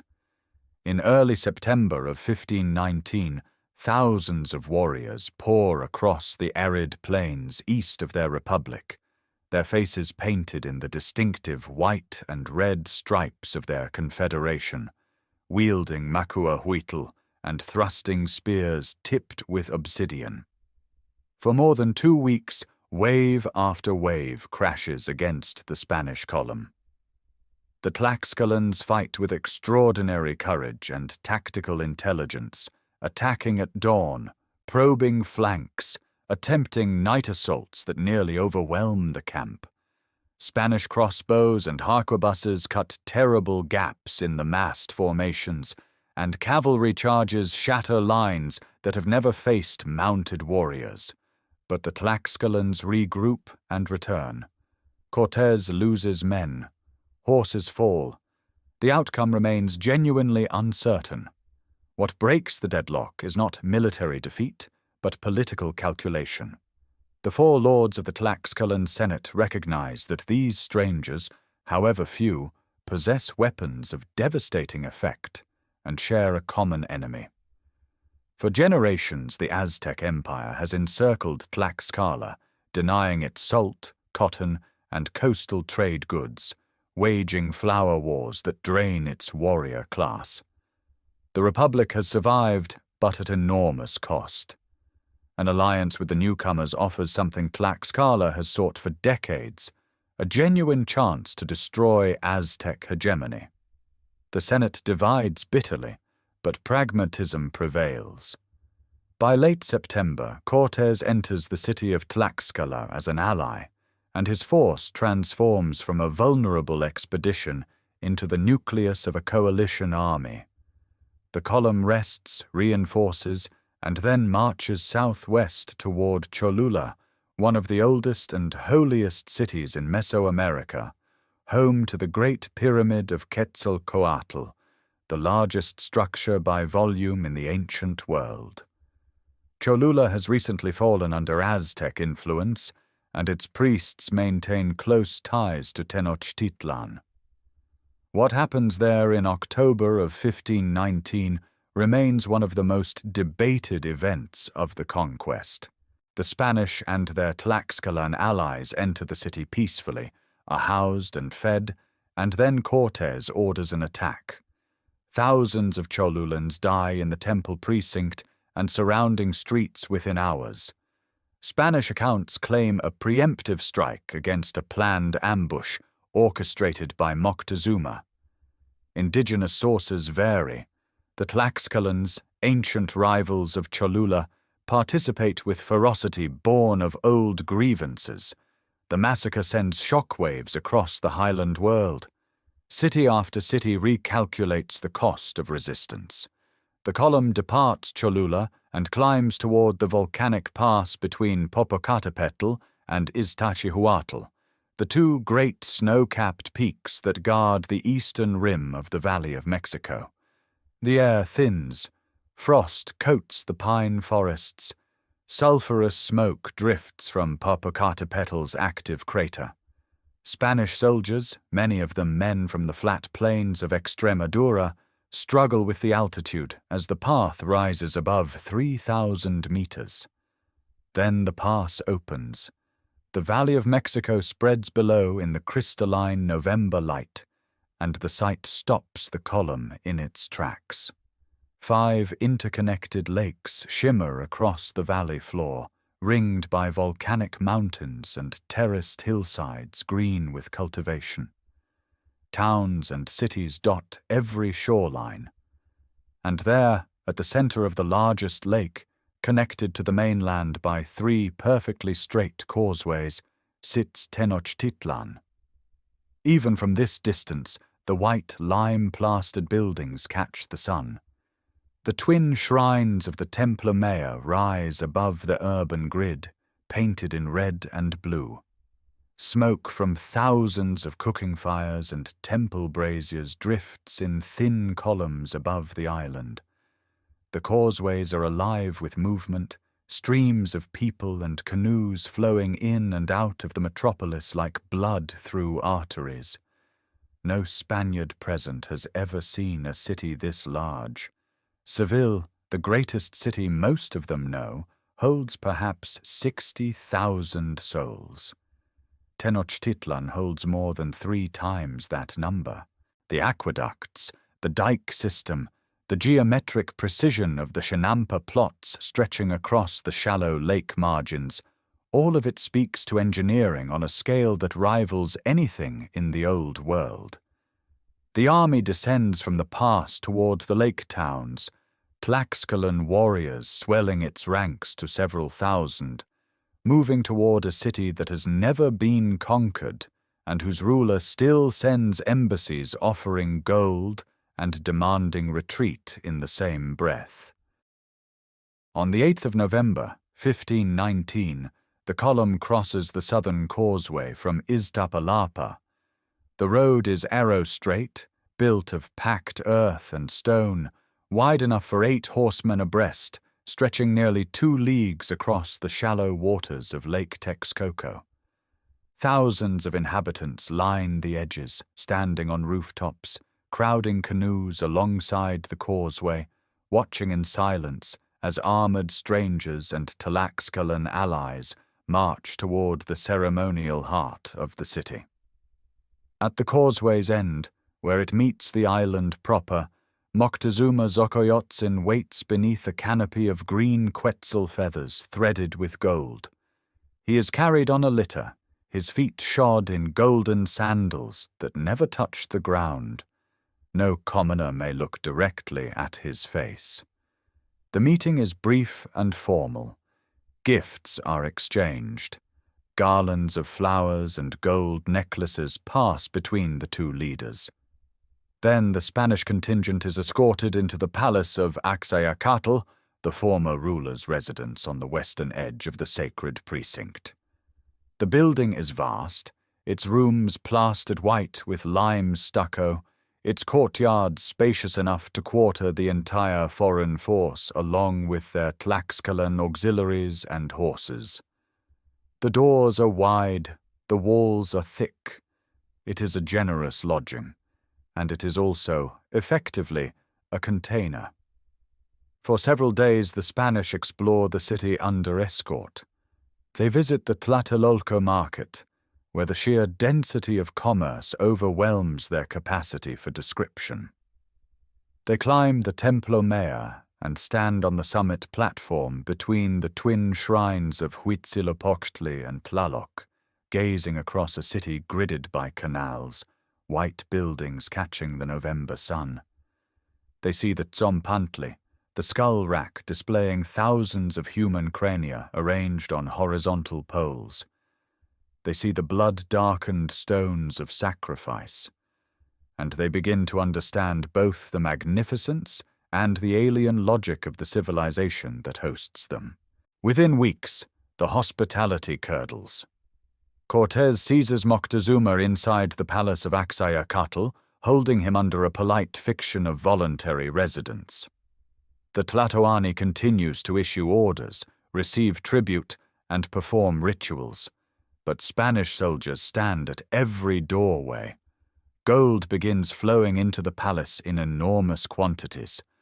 The treasury of Axayacatl is broken open, revealing worked gold pieces, jade, turquoise mosaics, and featherwork accumulated over generations. The Spanish melt the gold into bars, destroying artworks of incalculable cultural value to produce standardized ingots for division among the troops. Months pass in this tense equilibrium. Then, in the spring of 1520, Cortés departs for the coast to confront a rival Spanish expedition sent by the governor of Cuba. He leaves Pedro de Alvarado in command with roughly 120 soldiers. In May, the Aztecs begin preparations for the festival of Toxcatl, the great ceremony honoring Tezcatlipoca. Hundreds of the highest-ranking nobles and warriors gather in the sacred precinct, unarmed, adorned in their finest regalia, feathered headdresses and lip plugs of gold and jade, dancing to the rhythm of drums within the walled courtyard of the temple complex. Alvarado orders the gates sealed. Spanish soldiers armed with steel swords and crossbows enter the courtyard and begin killing. The massacre is systematic. The dancers, unarmed and enclosed, fall in waves. Blood pools on the stone pavement of the sacred precinct. The drums go silent. Estimates of the dead range into the hundreds, and among them are some of the most important military and religious leaders of the empire. The city erupts. Warriors who survived the slaughter rally the population. The Spanish and their Tlaxcalan allies barricade themselves inside the palace of Axayacatl.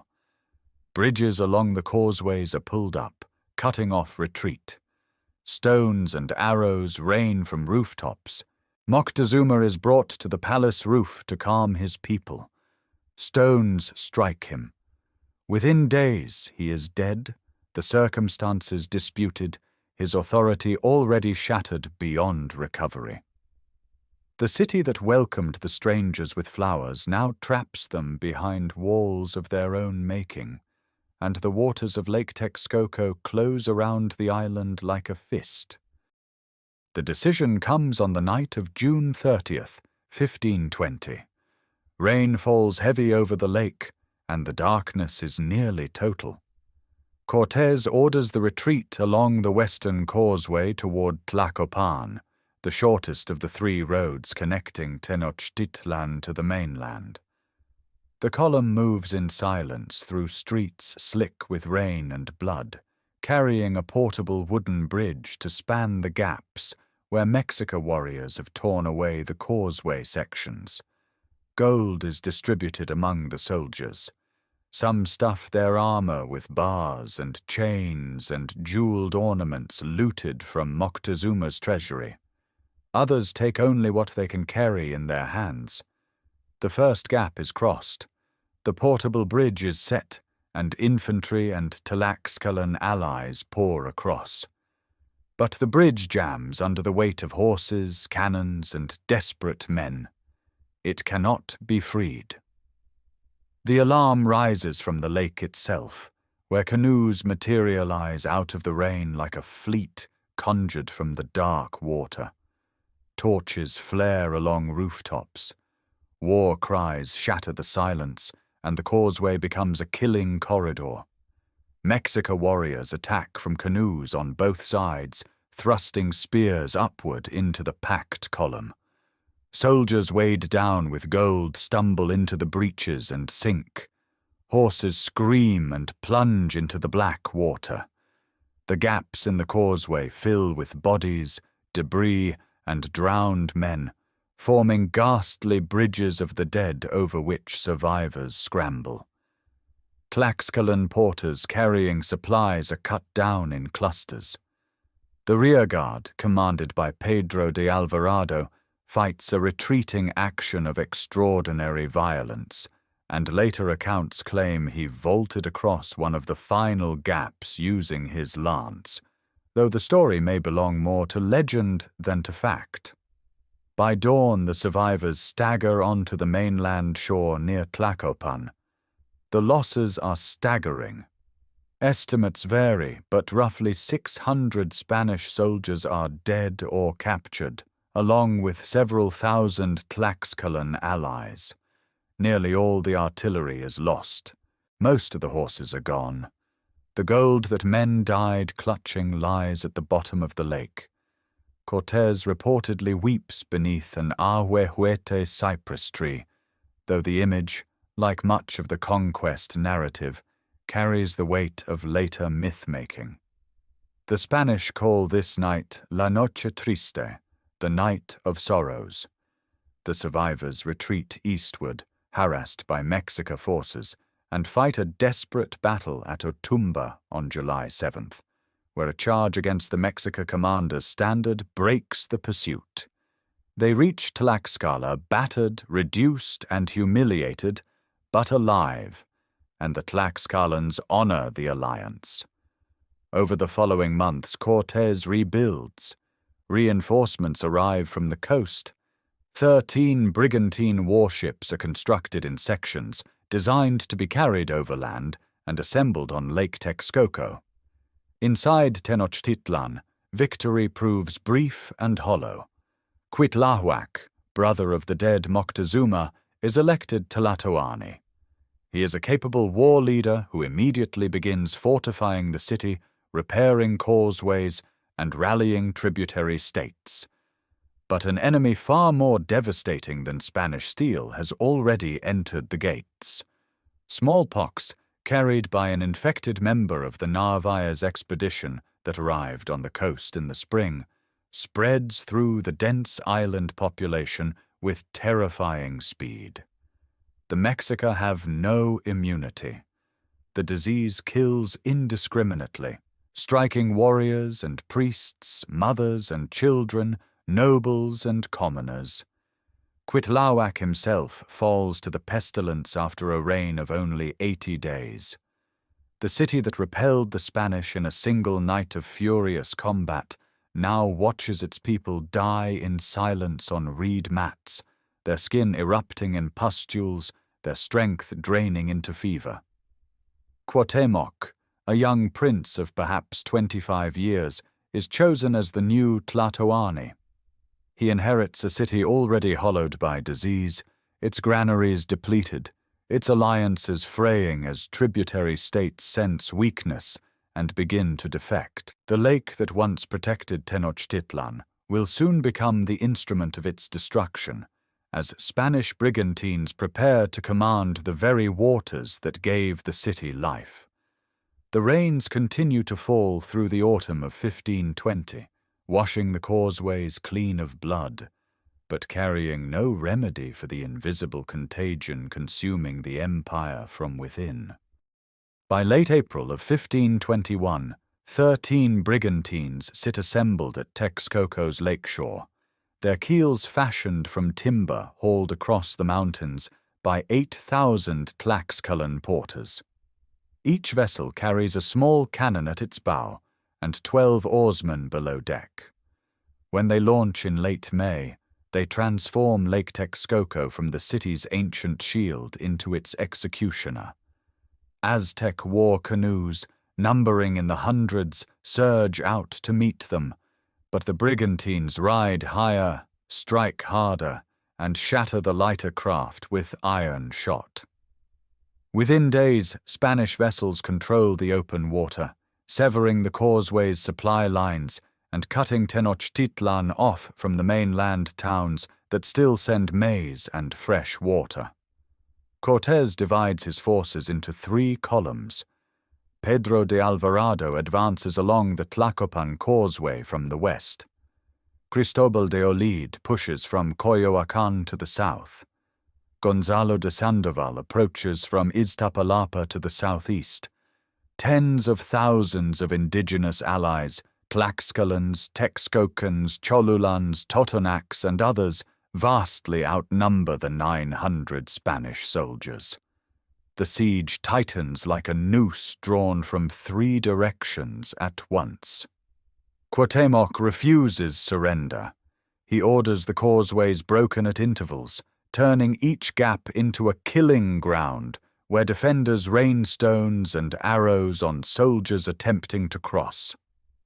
The Aztec warriors fight with a ferocity born of desperation, dragging Spanish soldiers and their allies into canoes, hauling captives up the steps of the Templo Mayor, where their deaths are visible to the besieging army below.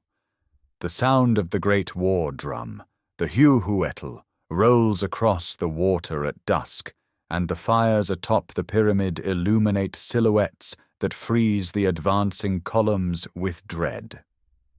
But the strategy that ultimately breaks the city is not combat alone. It is demolition.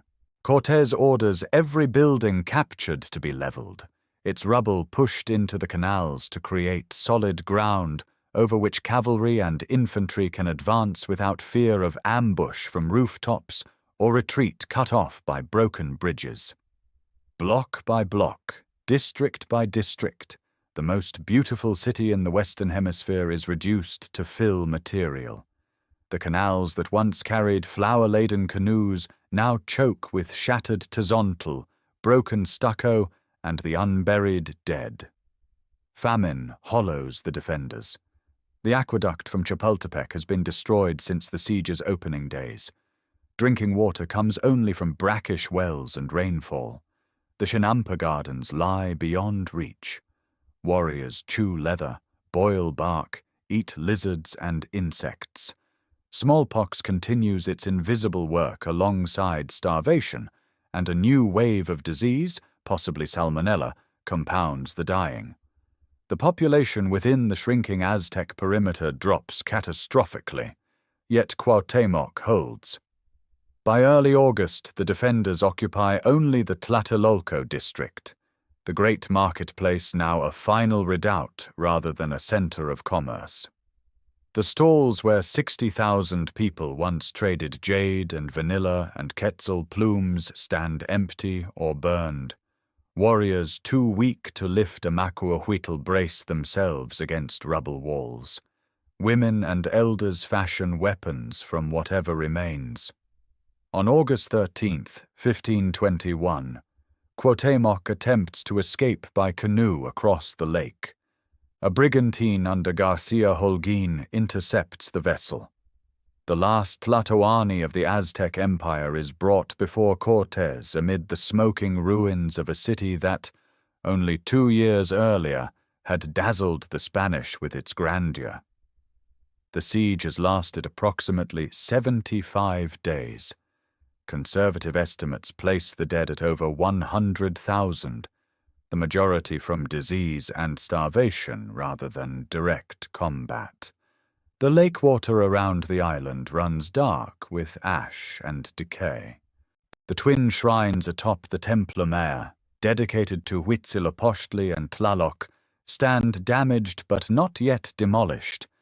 That systematic erasure will come in the months ahead, as colonial foundations rise upon the rubble of a civilization that commanded the valley for nearly 2 centuries.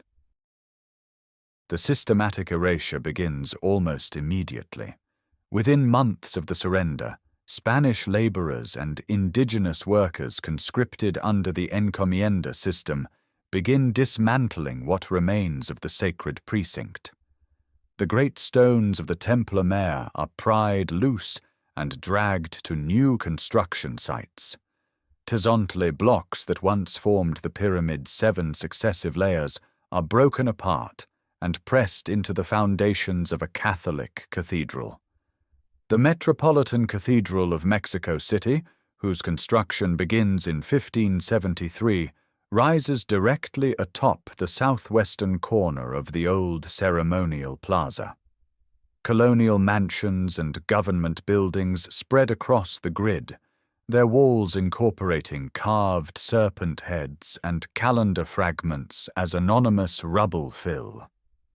By the early 17th century, the lake itself begins to vanish, drained by Spanish engineers who view the water as a flood threat rather than the circulatory system of a civilization. Tenochtitlan disappears beneath cobblestones and plaster, its canals filled with earth, its causeways buried under colonial roads. Yet the city beneath the city never stops speaking. Throughout the centuries, construction crews periodically unearth massive carved stones, ceramic vessels, and obsidian caches. In 1790, workers repaving the Zocalo discover the Sunstone, that enormous basalt disc weighing nearly 25 tons, its surface dense with cosmological information carved during the reign of Axayacatl. It is mounted on the cathedral wall like a curiosity. The true revelation comes on the night of February 21st, 1978, when electrical workers digging a trench near the cathedral strike an enormous oval stone.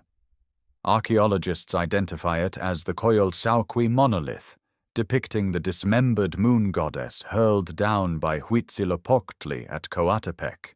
Its discovery triggers the Templo Maya project, a decades-long excavation that ultimately removes 13 colonial-era buildings to expose the pyramid's layered foundations. 7 distinct construction phases emerge, each encasing the previous one like nesting shells, the earliest dating to approximately 1325. Over 14,000 offerings surface from ritual deposits: jade masks, sacrificial flint knives, coral from distant coasts, crocodile remains, and the skeletons of children adorned with greenstone beads buried as offerings to Tlaloc. The Nahuatl language persists with remarkable tenacity. Nearly 2 million speakers maintain it across central Mexican communities in the 21st century, making it the most widely spoken indigenous language in the country. Words that entered Spanish during the colonial period long ago passed into global vocabulary. Chocolate derives from xocolatl, tomato from tomatal, avocado from ahuacatl. Coyote, chile, and mezcal all carry Nahuatl roots into daily speech across continents. The eagle devouring the serpent atop a nopal cactus, that founding vision on the marshy island, now occupies the center of the Mexican flag, stamped on currency, embossed on government seals, painted on classroom walls. The Aztec calendar stone appears on museum posters worldwide.